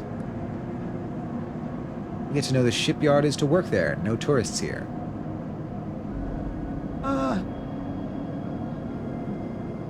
Yeah. Let's try that. What does this do? Negative outcome. Damn. The shipbuilders want nothing to do with you. You are laughed away after you trip over a toolbox and crash into a crate. Alright. Time to eat and go home. But we will get a completed fungus fan. Huzzah. Is the good stuff. Emphis. Sleeper, Emphis calls out to you, a booming voice that echoes through the corridor. Tell me a story. He throws a handful of chopped mushrooms into his wok, the fire leaping up to meet the oil. I see you, cycle in, cycle out, but we never speak. Tell me a story. What kind? Any kind, he pauses to drizzle something from a plastic bottle onto the wok. But one of yours, he looks up at you. Nothing stolen. You pause, the spice is rich in your nostrils, and you think about the kind of story you'd like to tell Emphis. You look at Emphis, the listener, and imagine he has heard it all before. Perhaps he would enjoy a strange story, something with more spice. Tell him about your dreams. All the sleepers, you tell Emphis, had dreams. Some were simple, memories left over from the emulation process that had become tangled up in their minds and would come out when they slept. It wasn't rare to hear a sleeper in the dorms scream or cry out in the night. But your dreams, those gray, skeletal after-images of systems and structures, of threads and patterns, weren't like the others. They weren't memories or nightmares. They were reflections of reality. Distorted, yes, but somehow true. You learned, back then, to keep quiet about them, to let them flow through your mind like water. That was until now, until you arrived in this place. Now your dreams colonize your waking life. They slip behind your eyelids with every blink, and now you understand they aren't dreams at all, but some process of interfacing, of speaking, of living in another world that flows through this one like smoke through air. When you tell him that you do not know if there is a reason for your dreams, perhaps you reason it is just some side effect or particular quality of the frame you inhabit.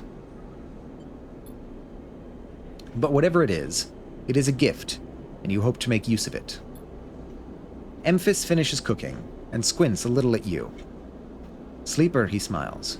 You are quite the storyteller. He eyes you, and you realize that he is trying to gauge how honest you have been in your story.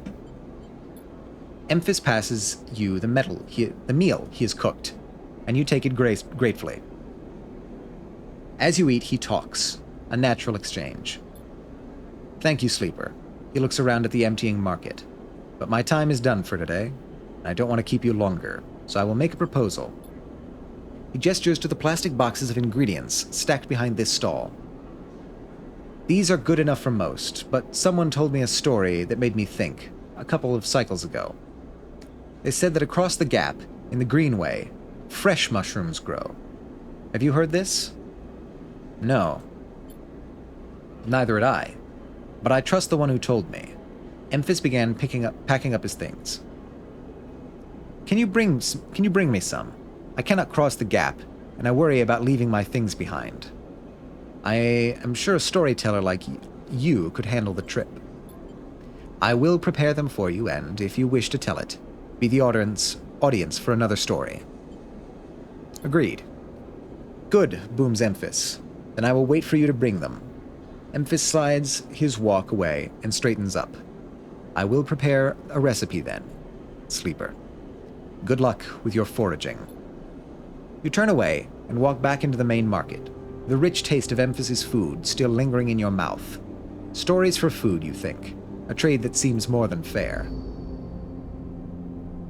All right. Where is that actually? Bring Emphis Girol caps? Where do I go for that? Not that way.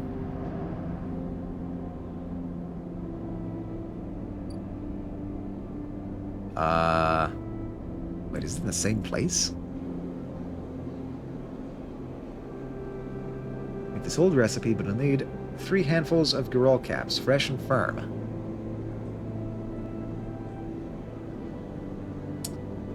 Okay. Interesting. I don't see any other place to continue that right now. So I guess let's just go and sleep.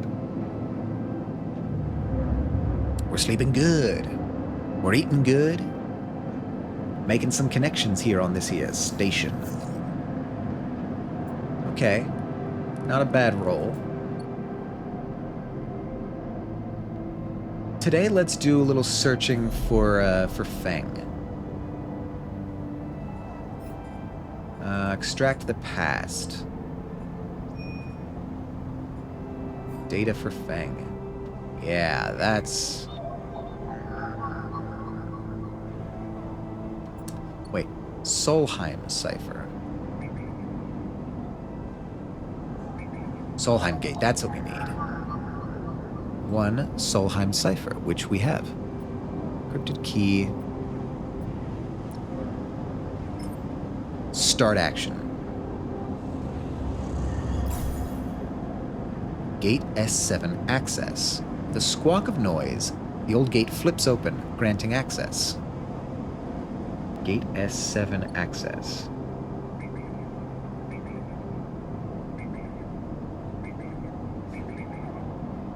These are new nodes. We can do that.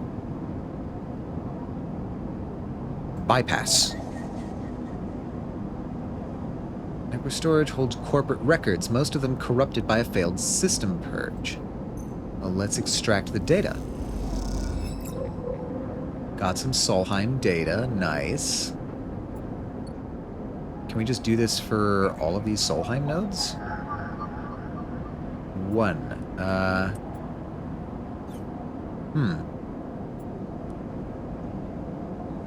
Will you also be accepted? Yeah, you will. Cool. Let's bypass and extract data. Contractor list for a Palladium Rush.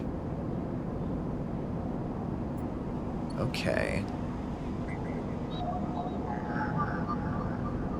A Solheim daemon attempts to protect this node, squeaking out protective protocols like a mantra. Alright. 2. Bypass. Oh, hey. We got the,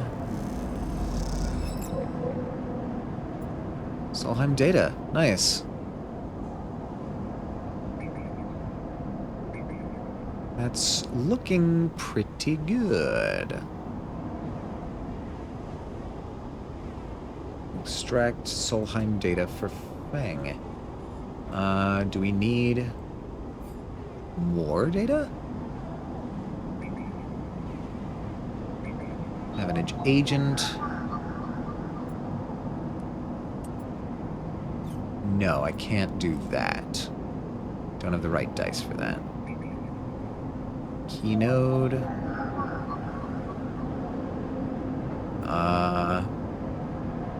I don't think I can do that either. No. Okay. That's the same node. Havenage Gate. I would need a Havenage Cipher. Can I use you for that? No, I cannot. Alright, looks like that's about all we can get from the cloud right now. Unless Havenage Agent I can maybe swing? No. Okay. Oh yeah, if I do too many things, it looks like the hunter will get me. Okay. Well, we've got some data. Got a lot of data, actually. Solheim data. Feng's eyes light up as the data is transferred over. He hands you a stack of chits and waves you off. I didn't get to see what that was. Didn't look fast enough. Alright, let's try again. Got cryo, scoping the systems, and -1 Solheim data. Okay. I think this should be enough to complete the quest. Yeah, cool. Now we can talk to Feng. As you enter the bay, Feng is nowhere to be seen. The banks of servers and machines blink out of the dark into staccato rhythms, unseeing eyes of the station's digital ghosts. Shitheads! Feng's voice echoes from behind a stack, followed by the hammer of a fist on a metal casing. These snaky shitheads. Who's snaky? Sleeper. Feng's smiling head pops out from behind a stack. Just the emulated consciousness I've been eager to see. Come back here. You pick your way between the thrumming stacks, trying not to trip on the loose bundles of cables that blanket the dark floor. Feng is sat in front of a set of monitors, mounted to a stack. Tell me, Sleeper, what do you see here? Feng waves at a monitor to his side, glowing with pale lists of information. You lean in closer, looking for the links in the data. The tables seem to be filled with personal information. Names, genders, dates, ID numbers, all the markers of institutional records. People? Yes, but whose people? Solheim. Bingo, he taps at the terminal. I pulled these from the old data you brought in. All employees of the Eye's original owners. And he leans past you and scrolls the list down. This one. This is a sneaky shithead. He stabs at the screen with a finger. His name reads Hardin Hurst. Friend of yours? Feng gives you a sideways look. Funny you should say that, Sleeper. He drags a stool out from behind him and motions for you to sit. There just so happens to be a Hardin Hurst in Havenage. In Havenage. That's it. He's right here on this station now. Just think about it. Decades ago, Hardin worked on this station as a senior strategic operations executive. Feng raises his eyebrows at you. Our Hardin was keeping the money coming in for Solheim.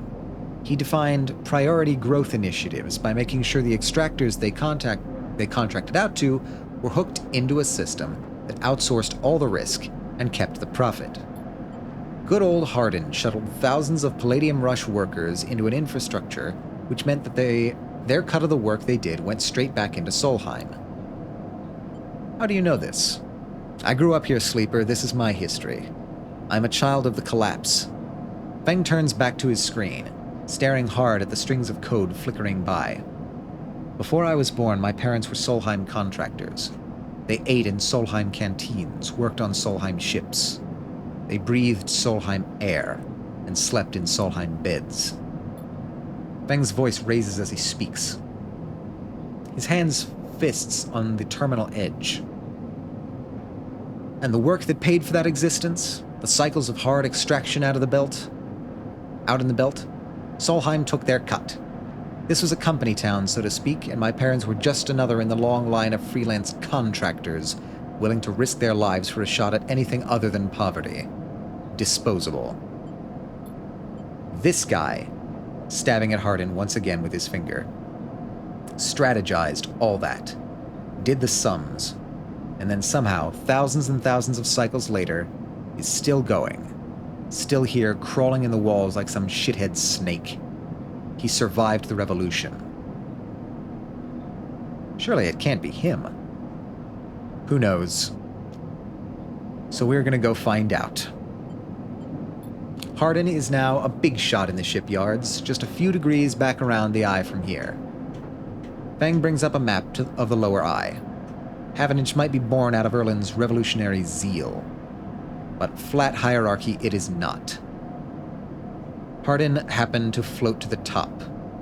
Feng zooms in on the far yards. The thing is, I don't have access to those systems. The shipyard crew is pretty paranoid, and they don't like anyone from systems digging around in their stuff. Plus, we need more than just a name in the name of a Solheim executive. We need proof. That's where this little creation of mine comes in. I call it a ripper worm. He turns the drive between his fingers. It'll rip through any digital storage and spin out a silken thread of filtered data. This one is set on the scent of Hardin Hurst. He hands it over. Getting into the compound might be tricky. But you, however, have a particular knack for remote access. If you can extract yourself a Havenage cipher from a Havenage agent,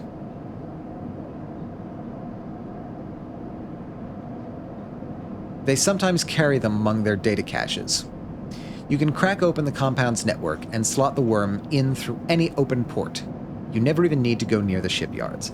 Sorry, I was debating on how I'm pronouncing Havenage. Should it be Havenage? Havenage?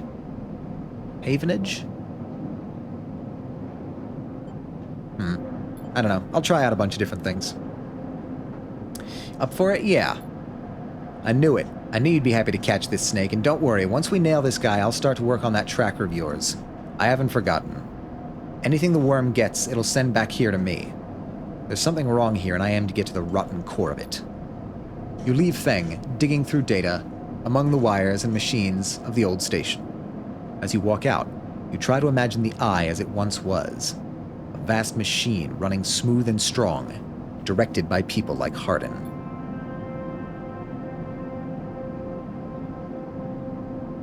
Sorry, the music. I thought the music was going to go into 2001: A Space Odyssey for a second there. A vast Solheim-built machine into which thousands poured from the surrogate systems, looking for a new life. The hope of a better future, engineered to line someone else's pockets. It's an idea you are intimately familiar with. I didn't even know what that means. Well, what means? Oh, wait, it's a thing within the game. I think I've been lurking about, so I didn't realize. Oh, Havenage? Yeah, no, I don't... I'm pretty sure that's like an in-game, in-universe thing. So, I don't know if there is a correct pronunciation. The hope of a better future, engineered to line someone else's pockets. It's an idea you are intimately familiar with. You think of Hardin still alive, still part of this place. I wonder if the past is ever truly past. Alright. I think I'm gonna real quick get a... I'm probably not going super long today anyway, so... You know, it does sound like it could be an actual word. Hold on, let's... Where are you? Firefox. What are we... Heaven... Edge... Havenage. Havenage? Okay, hold on.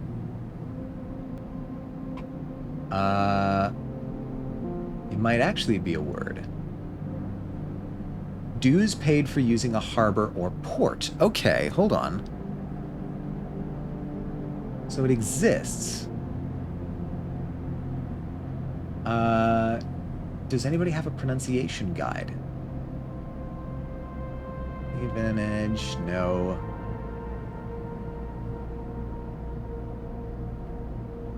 Maybe pronunciation? I can Google pronunciation? Because it's a word. Alright.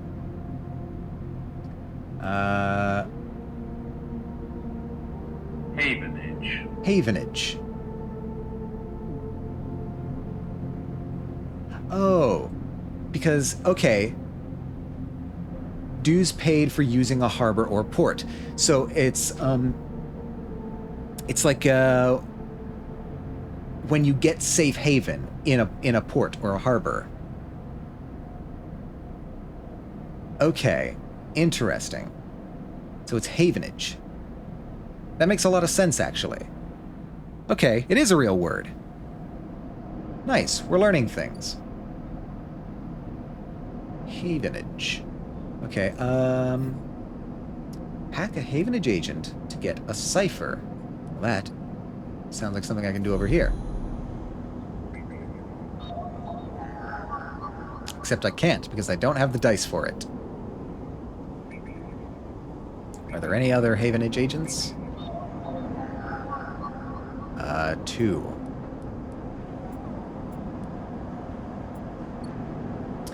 Okay, looks like I can't do that right now. I need to wait for different dice. So in the meantime, let's see. Well, that's gonna depend on that. There's no Emphas. I need to find these mushrooms. I don't know where the mushrooms are. We could instead investigate this wreckage. That's something we could do. Do a forensic trawl.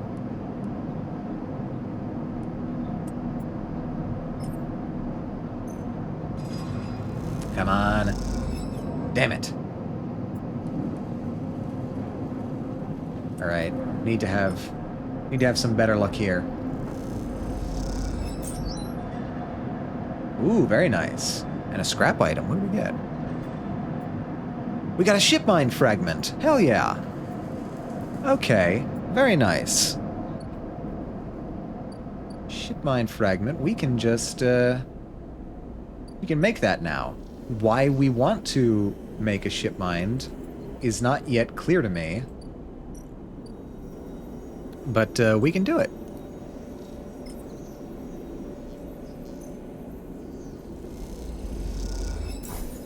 Ship mine cores, ship mine built. The fabricator whirs and crackles as it assembles the ship mind. It opens to reveal a completed but heavily dented unit. Cool. Build a ship mind.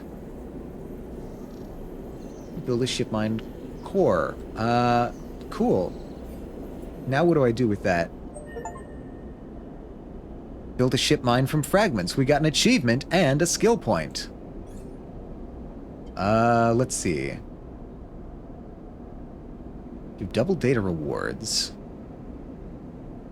Oh, I need to get that first. I see. I can reduce my... Hard to kill, keep 2 dice, even when condition is breaking. Okay. Re-roll your dice once per cycle. Oh boy. Yeah, let's do that. That sounds useful. At the very least, we get some intuit bonus out of that. What is acquire stabilizer? 100 cryo. Okay. I see. So we really shouldn't ever be letting that go below 100.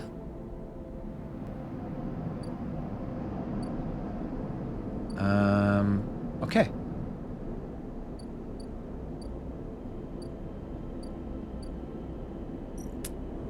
What about you?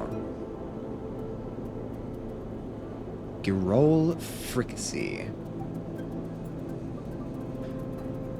I guess let's just content ourselves with fungus, order fungus. That's still pretty good.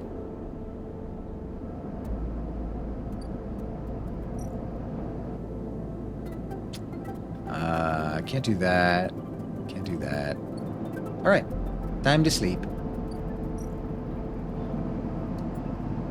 End cycle. Yum, yum, yum.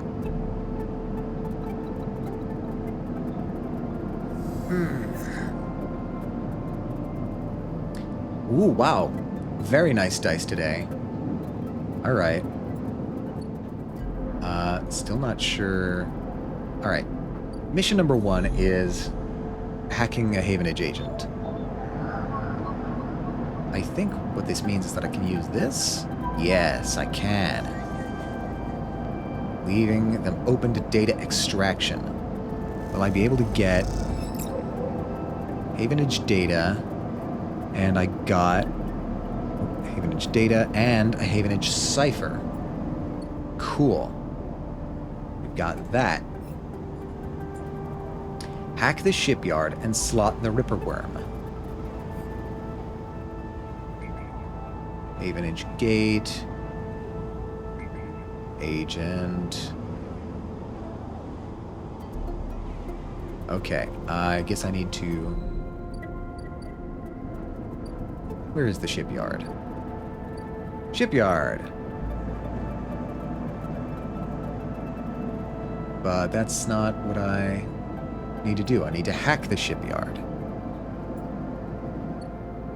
How do I hack? How do I hack this shipyard?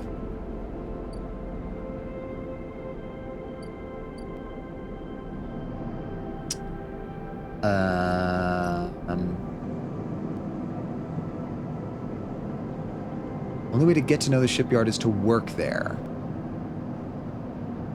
Do I need to, like, build trust so I can get inside? Okay, interesting.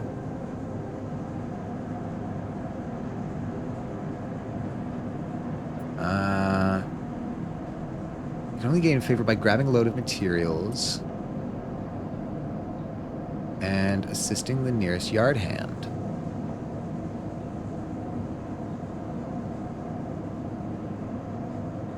Did I lose energy for that?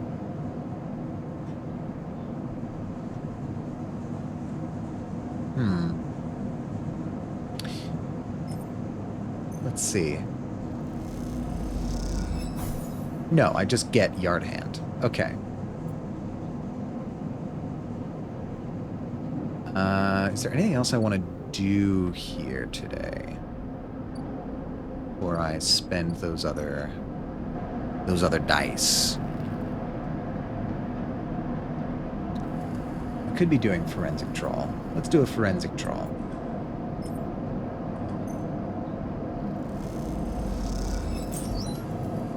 A scrap item. What do we get? Shipmind core.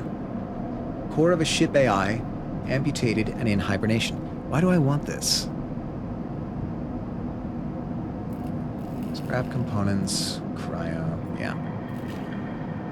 I'm not totally certain on why we want the shipmind. I'll be frank.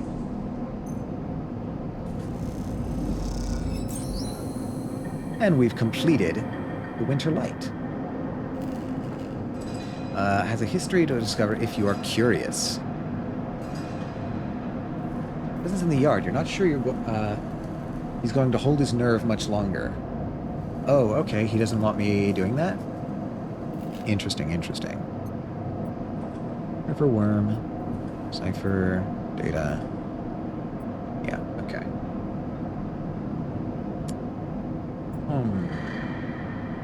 Continue.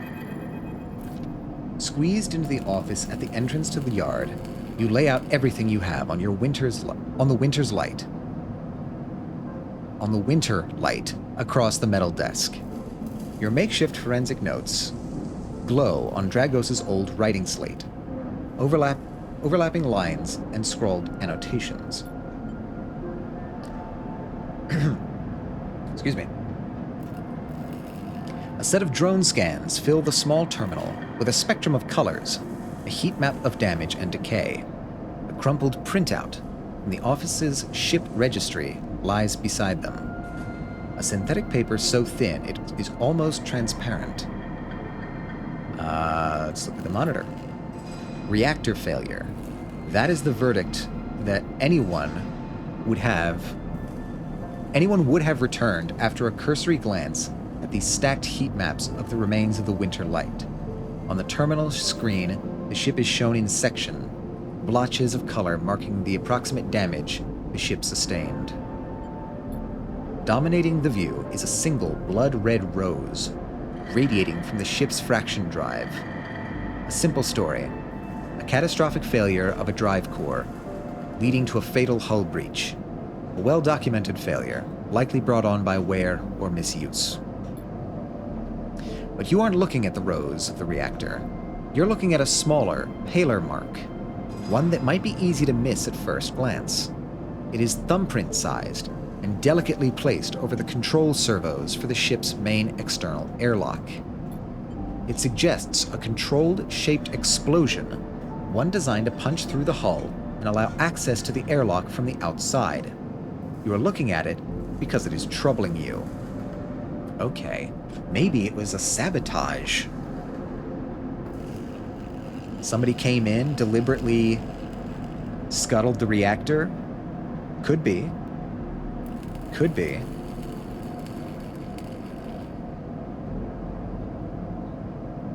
Let's look at the slate. Your attempts at reconstruction of the Winter Light before its fatal accident consists of a series of overlapping sketches and diagrams showing possible layouts and configurations of the gutted cutter. This was no off-the-shelf model. It was heavily modified, parts replaced with inventive configurations. The new retrofitted into the old, handmade joints and reconditioned filters. This was someone's pride and joy, a lifetime project kept running with care and intuition. It also contains a set of hidden compartments. You missed them at first, where the hull had been thickened, the corners rounded to disguise the change, but they're there. Look at the printout. A plain list shows the registration history of the Winter Light, the gaps between the entries tantalizingly opaque. Its first registration was a couple of thousand cycles ago, on this very station, logged at the central hub. From here, the registry tells the story of a busy ship, one that rarely stayed on station for more than a few cycles, and often took on voyages that kept it away from the eye for up to 100 cycles. The Winter Light got little rest. Could explain the wear on the reactor. An old ship, many cycles under its belt, carefully maintained. A reactor failure, preceded by a carefully concealed external entry. A suite of hidden compartments tucked away. This was the Winter Light, and this was its story. But that's not the full story, because there's something else.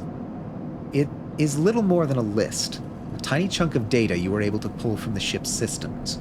The main systems were fried, of course, but the Winter Light had a separate system, one tucked away in one of its hidden compartment. Armored, air-walled. This list, the only recoverable piece from the whole system, is a partial inventory. It details the contents of the hidden compartments. Some of it you recognize, some of it you don't. Ship-mined ROMs, shimmer, cryochain codes. And the final entry, passenger, sleeper. You stare at the list on the terminal and try not to think about what it was like arriving here, in the cold for so long, half frozen in the freight container. Had this sleeper been smarter? Luckier? How had they convinced the Winter's Light, smuggler ship if you ever saw one, to extract them from SNARP? Luckier, you laugh. There had been no remains found in any of the Winter's Light compartments. You had checked. They weren't so lucky, you guess. Not in the end. You hold up a vial of stabilizer to the light. This was all you found in their compartment. A parting gift from SNARP. Well, it won't go to waste now. You put it back in your pocket. The thought still bothers you, though. 2 ships carrying sleepers come into the same yard? 2? One after the other? That feels wrong. You flick back and forth between datasets on the terminal, thinking. And you see that thumbprint again. The mark of someone trying to get in. Someone who entered the Winter Light with precision and speed, and when they were done, left the reactor to clean up the rest. The thought of that person makes you shiver. Suddenly, the office door creaks open. Dragos stands in the doorway, staring at the equipment and notes you have assembled.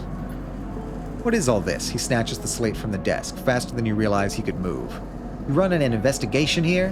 What am I paying you for? The drone on his shoulder starts whirring shrilly, his anger passing to it through his implants.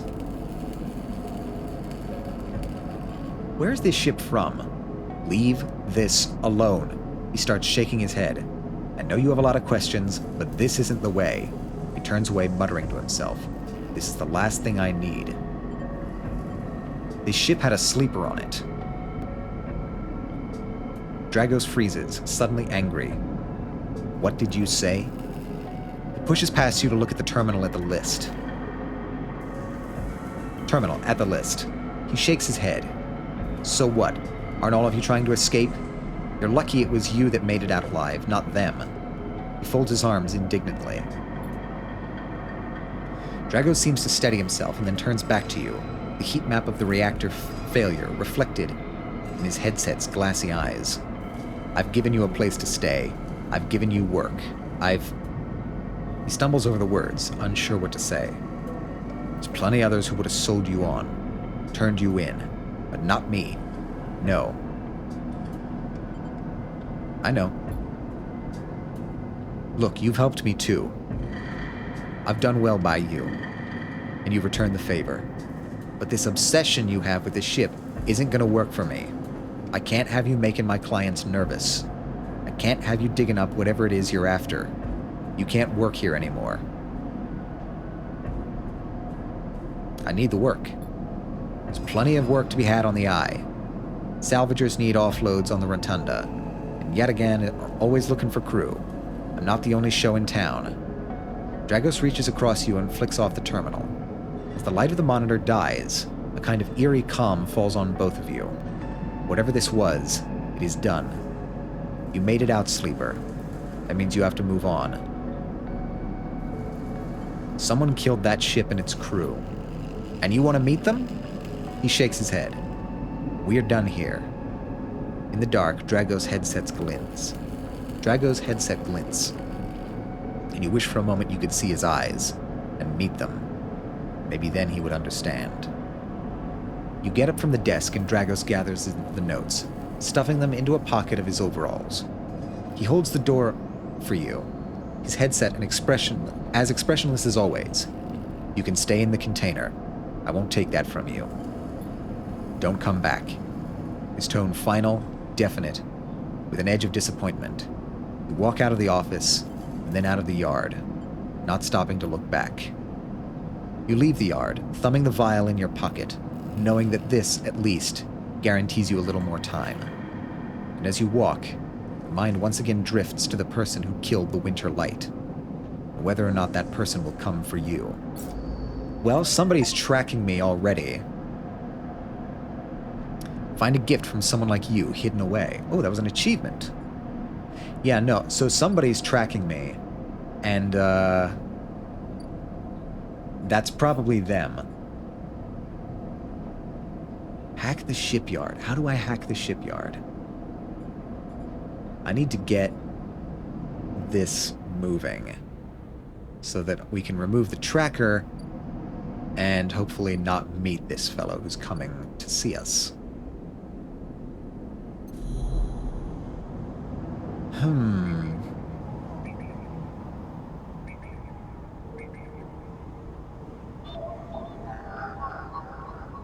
Well, I can go in here. Is this what I'm supposed to be doing? Shipyard's internal network. Yeah, okay, no, I think this is in. Gate flips, you're in.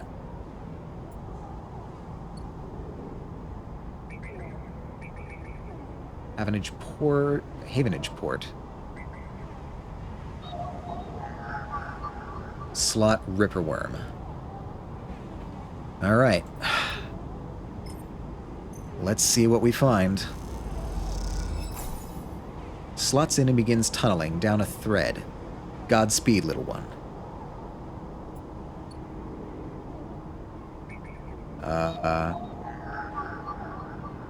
Alright.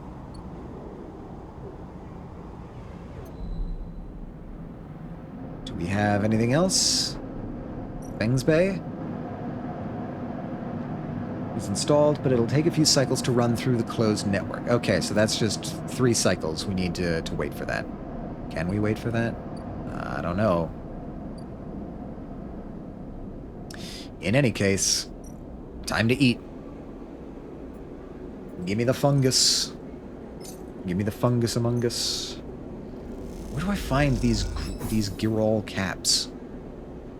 He said it, but I don't know.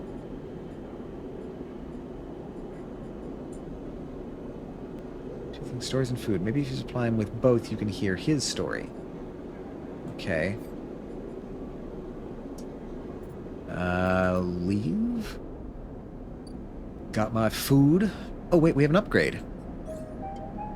Very cool. Definitely want... Can I not? Why can I not? Oh, I don't have the upgrade points for it. Right, I need 2. Alright, that's fine. We can wait. I guess we'll sleep.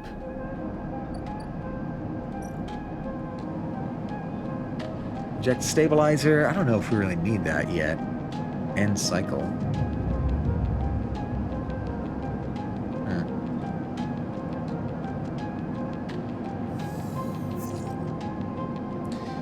Okay. That's looking not terrible. We could inject that.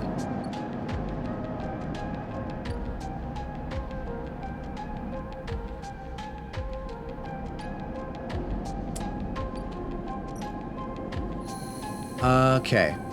Let's make some money. Ba-bam. 15 cryo. That's what we like to see.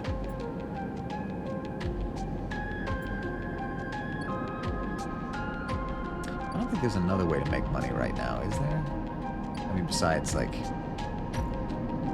doing the hacking stuff. Now, yeah. Anything else I do here is going to just increase the amount of attention that the hunter is showing for me.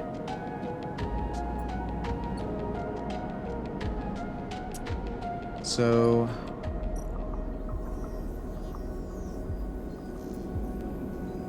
I've got a pretty good dice here. Oh, right, and I think that's, yeah. Cool. Nice. New hardware to buy up. I can sell these. -1 scrap components. Okay, so I can just keep doing this. Nice.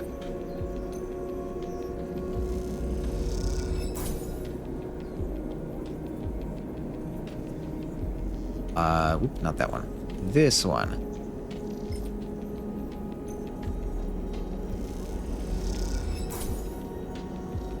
Cool. Made some nice money off of that.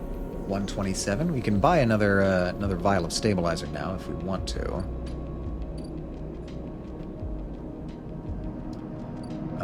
What do we... Looks like nothing is on that right now. Hack the shipyard and slot the Ripper Worm. Disable your tracker is reliant on that. Get to know Emphis. Okay. What, I suppose I could go to the shipyard as well. Assist a shipbuilder. Let's try it. Let's see if we're lucky. We are. Cool.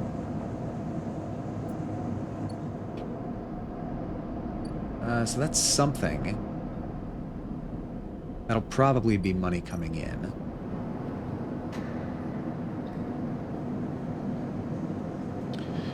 Dock Watcher, Havenage Watch List.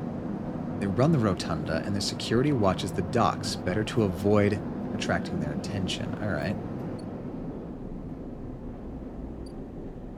Got you.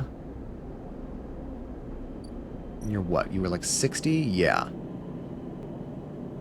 That's a lot of cryo.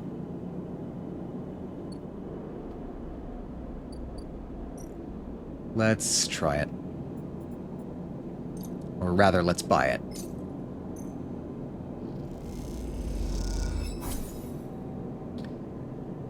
All right.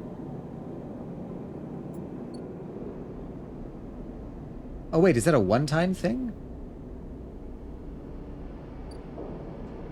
Towering transit hub. Whoa. Founder's Gap. Gap in the ring station. Pay for passage. Okay, you know, this is a whole different thing. Transit hub. Enter the spoke. Layer after layer. The spoke is a layer after layer after layer of dense urban fabric. The only way to explore it is vertically. Repeatable action. Enter the spoke, scale the spoke. What's the difference? The spoke is over here. There are no maps here. Cool.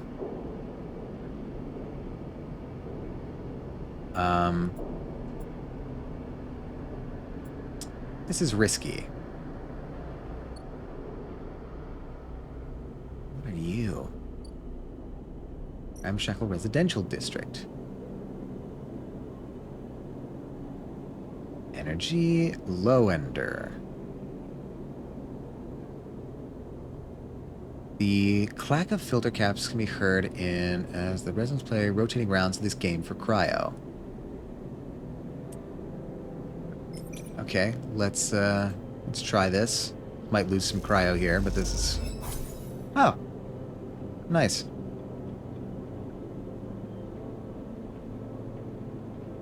End up in a tight match with an older man. Small crowd gathers. You lose. The pats on your shoulder suggest you gain some supporters. Okay. Neat.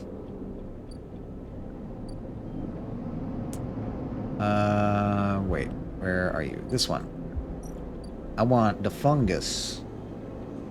Give me the fungus.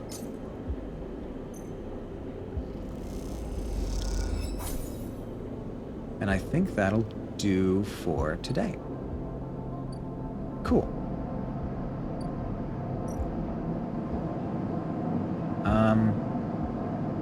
Part of me feels like I should inject the stabilizer.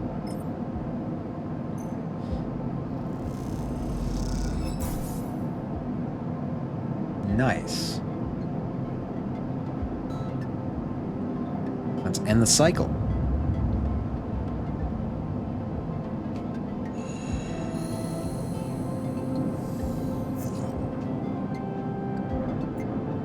Okay. We have 2 days left until something that's tracking me is here. Let's try and make sure that that doesn't happen. Yeah, okay, we're gonna have a 1 day wiggle room there. I'm not super comfortable with that. Merchant freighter, what do you got? Buy ship mine fragment. Cool. Well, I have a ship mined, though. So what do I use that for?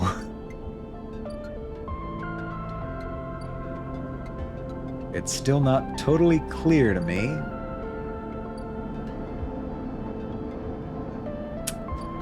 Shipyard, you got work for me? Assist a shipbuilder. This feels like the way in.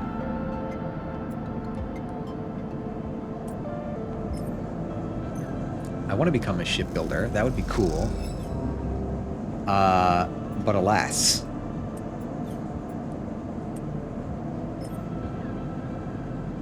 Come on. Be nice. Ooh, no, they're not nice at all. Alright. Fine. What is the ship mine for?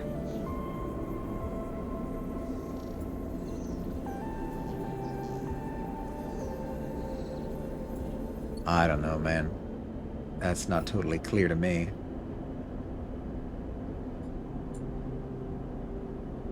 There's no reason you can't build more. Cool. What do I use them for?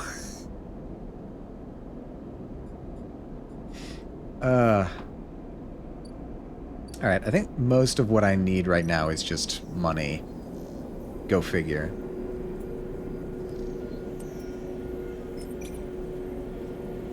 Let's play the exchange. Okay, cool. Got some cryo. Up to 68. Unfortunate. But,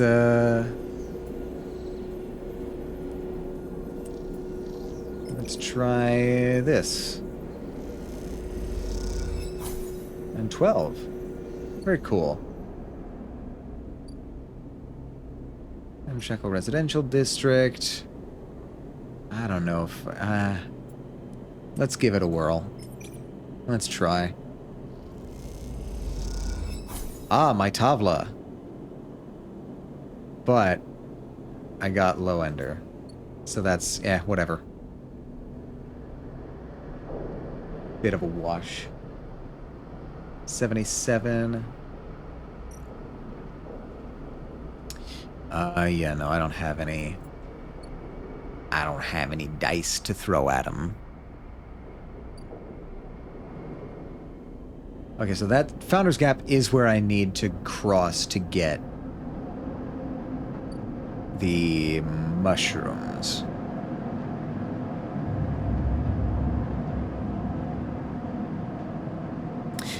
Not sure when the ad warning came up, but we'll just say that's generally applicable. Be warned. Alright, so that's active now, thank God. Part of me feels like I should.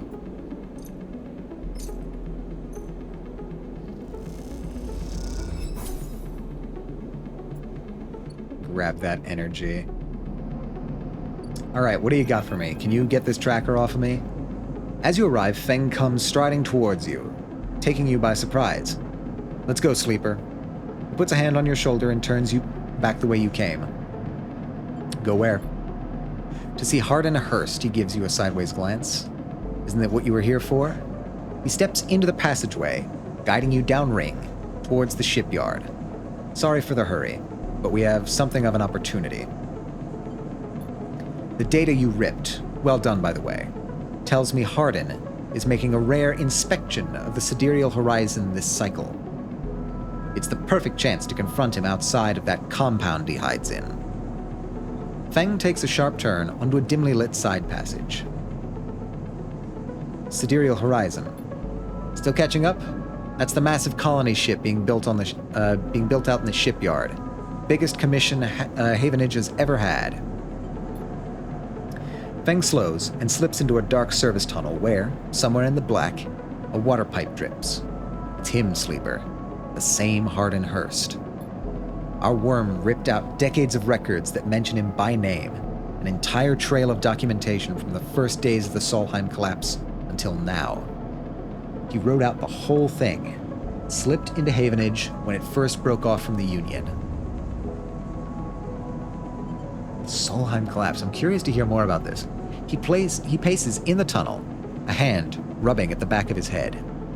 I need you to understand something about Solheim, Sleeper. I don't know what you know about the collapse, but it wasn't as instant as it sounds. It wasn't like Solheim was there, running the station one day, and the next Erland's Union took power. There's the ad. Okay, there it is. Should I get water? I don't know if I should get water. Back then, Solheim knew this place was slipping away from them. As the palladium market collapsed, they tried to keep their contractors here working. The pay got smaller, the costs higher.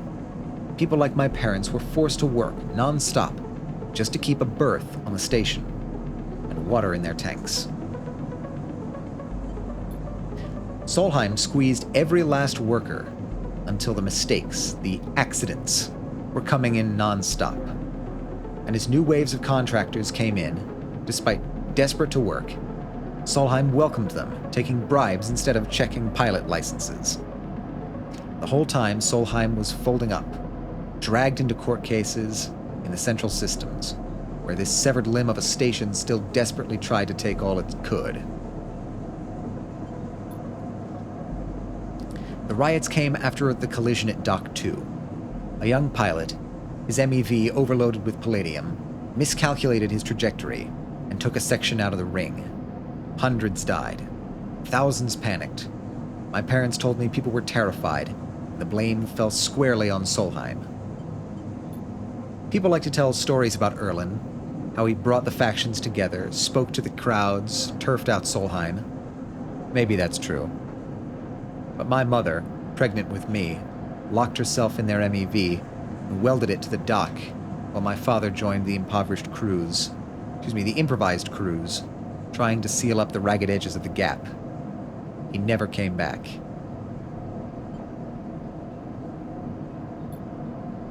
Feng pauses in the dark. They sealed it up, though, and by the time they did, Solheim was gone, abandoning every one of us to the black, apart. Feng finally turns to you now, his eyes burning. From shits like Hardin. Shits who held their place, rode it out, and slipped into the new structure like nothing had changed, standing shoulder to shoulder with those they had exploited at every step. Feng starts walking again. That's why I can't just let him strut around the shipyard. This time his past catches up with him. How is he still alive? Clearly you don't know much about executives. That kind of power comes with certain benefits. Feng rejoins the main passageway, which is now wide and glass-roofed. Through the ceiling, you can see ships in mid-construction, their flames lit by flashes of plasma torches. The entrance to the shipyard is ahead. Let's go. Let's go show this shithead some consequences. He strides to the shipyard entrance and pushes through the doors. A web of corridors lead through the complex. Snatches of the construction bays always appearing through windows. Ships are suspended like whale corpses, skeletal, imposing. Feng seems to know exactly where he's going, and before long you cross into a huge dry dock locked to one side of the sidereal horizon. A network of platforms and scaffolding cling to the ship's hull, filled with workers and equipment. The sound is stretched out by the vast space, so that the welding, cutting, and sealing seems to come from everywhere at once. Both you and Feng spot them at the same time, a group walking slowly across a gantry, and at the front 2 men, one gesturing towards the ship, and the other stick-thin, cleanly dressed, with a shock of gray hair. Hardin. You and Feng say his name in unison, and Feng sets off up the staircase to the gantry, and you follow behind.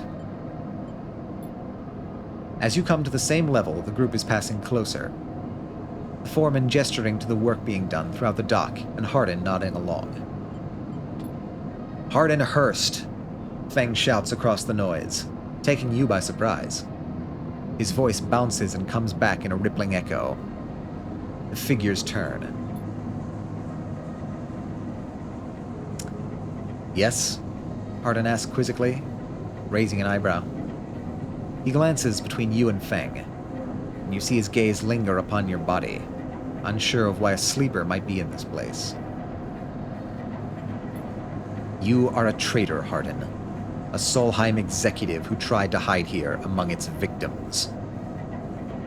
Feng's voice is steady, strong. You stand for everything the Eye was rebuilt in the shadow of, against everything Erlen stood for, everything Havenage stands for. I keep doing that. You have no place on this station. For a moment, stillness descends on the group, as if everyone was held in place by the rattle of construction. Hardin laughs. Well, good to meet you too. He glances around at those around him. Some are smiling, the others nervous. You are from the systems branch, are you not? Asks Hardin, inspecting Feng's clothing. Feng turns to the foreman. You need to call your security. This man is a corporate agent. The foreman glances between Feng and Hardin, his hands drumming at his sides. Hardin leans toward him and says something inaudible. The foreman nods. I'm gonna stay silent here. Feng holds up a stick of memory. You guessed right. I am systems, and I have records that link you directly to Solheim right here. This is a bad plan, Feng. This is a very bad plan. What if he just takes the stick and then destroys it? Like, what was the plan here? He turns to the foreman again. So once again, I am asking you to take this man into the custody of the shipyard. The foreman remains still.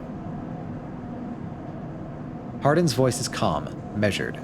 If you have such data, why hasn't it been submitted at a members' meeting for proper review? He shakes his head. I have nothing to hide, unlike a man who does not announce his name, who enters my shipyard with corporate property in tow, and tries to turn my own men against me. You hear it now, the echoing sound of boots on walkways, coming from all angles at once, and then settling behind you. Please, says Hardin, submit the data through the correct channels, then we can talk. For now, however, you must leave. He gestures behind you to the security detail, their hands on boxy black sidearms at their sides. Well, they are sidearms, that's where they would be. Feng spits. Hardin, you shithead, you can't wriggle out of this one. A security officer draws their weapon and levels it. Feng turns and stares him down. You look at Feng, and he shakes his head and puts his hand on your shoulder. Let's go, says Feng, and he pushes through security, heading back down the walkway. Once security has walked you out of the shipyard, and nudged you back into the corridor, Feng picks up the pace. You try to keep up as he slips into the shadows of an entrance. Feng is grinning ear to ear. You know, Sleeper, sometimes people are exactly how you expect them to be. Oh, hold on. Something pings in his pocket, and he takes it out. On the slate, a web of connections starts drawing itself out, stretching to a set of points around the ring. Got him, mutters Feng. What's going on? You seem to have more of a plan than I thought you did.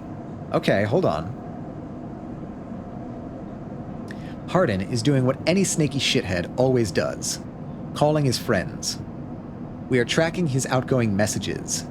Feng's grin looks ghostly in the uplight of the screen. The old ways are best.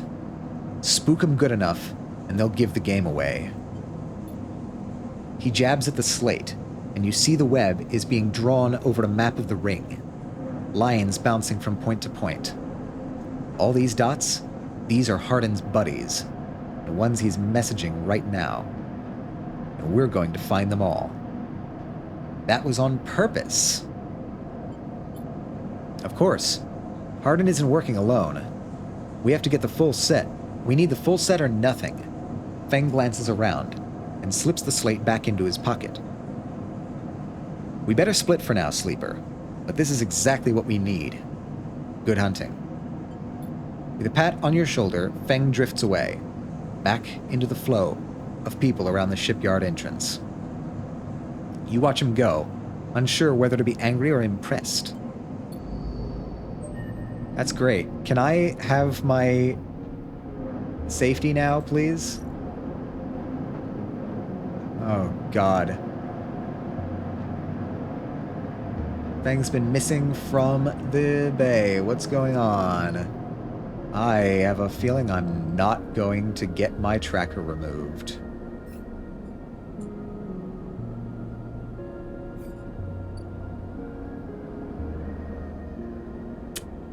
Well, let's, oh boy, let's finish off this day, and we'll probably call it a stream there. What else do we need? We need,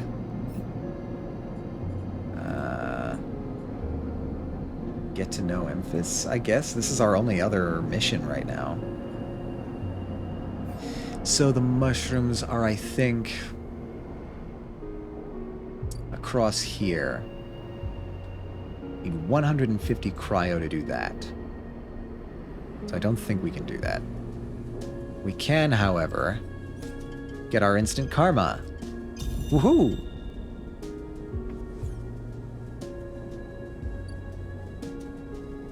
Mingi Express, that's new. Mixed noodles, it doesn't pay much. It'll feed anyone who does a shift. Oh, okay. We can get some money here. Well, I can make some money, so let's make some money. 8 cryo. Uh-huh. Well, that does actually give us energy. That's cool.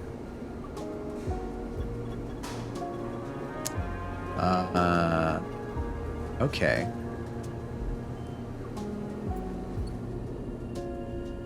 Good to know. Anything over on this side? Keynode. What are you? Yataghan agent. I think I have some Yataghan stuff, so... Agent, Keynode... No, nothing I can do there. Oh, that's the reroll. Cool.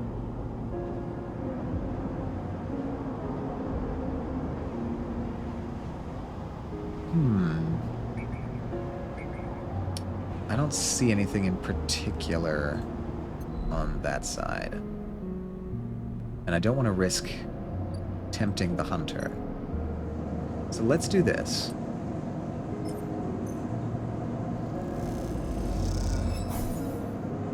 Halfway to Yard Hand. Looking good. What about you? Could I do another one?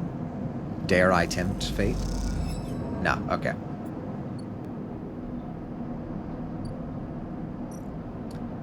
Feng's Bay is not occupied.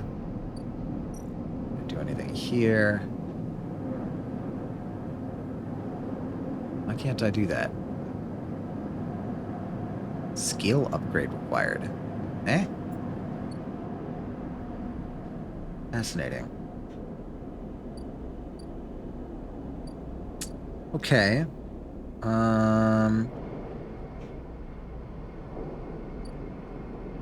I suppose what I could do is try and invest a little in low ending.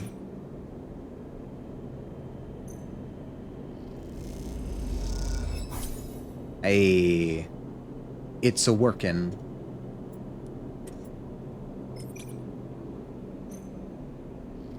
Risky. Ah, rats. Okay, that was my first non-success there. Alright. Let's see what this is.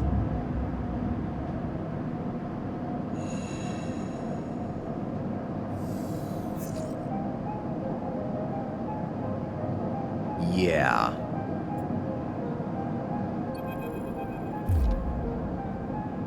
Hold it there, sleeper. Don't you run.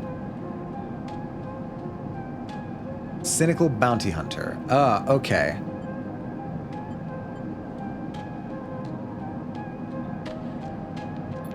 Good, good. A hand pats your coat down.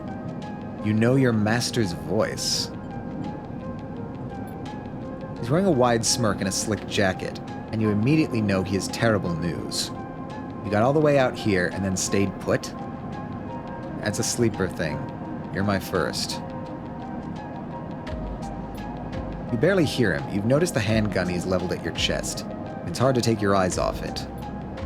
He reaches down with his other hand and slips some kind of ring out from a belt loop without taking his eyes off you. Making it to the eye, though, that's pretty good. This place isn't so bad. Bars, markets, people. I pull most of my contracts out of asteroid caves or off of godforsaken moons. He slips the ring on into two perfect circles. It's hard to hit civilization when there's so much space to pass through. Who are you? Just a freelancer on a contract. He reaches over to slide the rings around your wrists. Go easy. Now we're making a break for it. You see a chance the moment his eyes leave you to watch the rings. You spin, knocking him away and sprinting down the corridor. Then the shot rings out, echoing off the metal, so loud it hurts your ears. A bullet hole smokes in a wall beside your head. You freeze and Ethan closes the gap. This is a very boring routine, and trust me, I've seen it all before. He slips the rings over your trembling wrists. Ethan nudges you to start walking. To the ship and home, he whistles. Going easy. You stumble down the corridor, your hands behind you, your mind racing. Who hired you? Your daddy's at S&ARP. They want you home for dinner. Seems odd they would go all this way just to get me back. Ethan yawns and continues to nudge you down the corridor. Shame to come all the way out here just to head back to S&ARP right away. That tracker of yours makes this too quick. Was hoping you'd put up more of a chase, you know? A running battle through the bright market maybe, or a holdout in the low end. There's a few establishments I would have enjoyed checking out while I asked around. You walk on in silence for a little longer, desperately trying to think of a way to escape. That S&ARP tracker will be the death of you. Hey, I have an idea, Ethan interrupts your thoughts. How about on the way back to the ship we stop for a drink? I'm buying. He laughs at his own joke. I have a better idea. It's better not be one of those where you do a dramatic pause and then try to jump me, because I'm pretty tired of that. Although, I've got myself thinking, what's the rush here? Here we are in one of the most lawless joints in the surrogate systems, and we're heading for the exit. He pauses, and you trudge on in silence. Okay, here's the idea. You and me, we'll make a little arrangement. Here are the terms. You run, or leave, or try to abandon the eye, I shoot you. You plot, you scheme, you try to kill me, I shoot you. But you come meet me at an establishment of my choice every few cycles, and you pay my tab. I don't shoot you. You don't pay my tab, you get the idea. I get it. Okay, then, that sounds to me like a deal. You know, I really thought I was going to have to kill you, but this is so much better. He clicks something to his belt, and the rings release you from your wrists. Release from your wrists. I'm going to see if I can find my old stool at the Compressor Club. Come see me there. He aims the handgun at you, squinting down the sight. Let me just remind you, that body of yours is one big tracker, so don't even think about leaving the eye. I'll know. Ethan turns and strides down the corridor, slipping his handgun away. The mix of relief and terror you feel is overwhelming. What are you going to do? Hey, Fang, it would be really nice if you woke up. Okay, well, that's an unfortunate situation. But, as it stands, I think that's where we're gonna call it. Wow, cool. Let's go back here. All right. All right. Fantastic. You'll love to see it. I like this game. This is cool. I think we're definitely going to be playing that again. Here, let me boot up some music. And some of that for resume. And all right, we can have that while we're on our way out. Interesting. Allow. Okay, cool.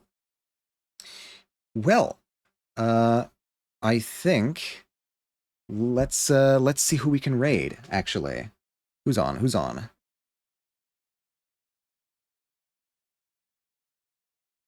Who is on right now?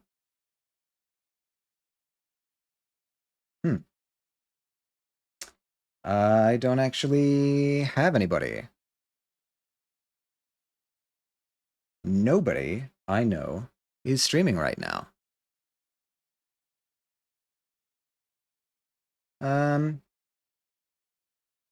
So unless there are suggestions from the audience, I might just call it today.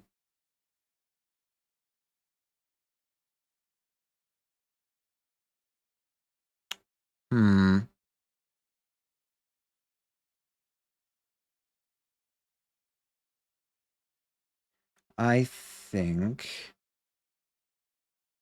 think let's just call it. We'll just have a good night. Next time I'm going to be streaming is going to be the probably definitely next Saturday, but possibly also Wednesday. I'm going to be playing this again because this is cool. I like this. I hope that you can all join me again. If not, I hope you have a wonderful rest of your day. And as always, stay true to yourselves, everyone.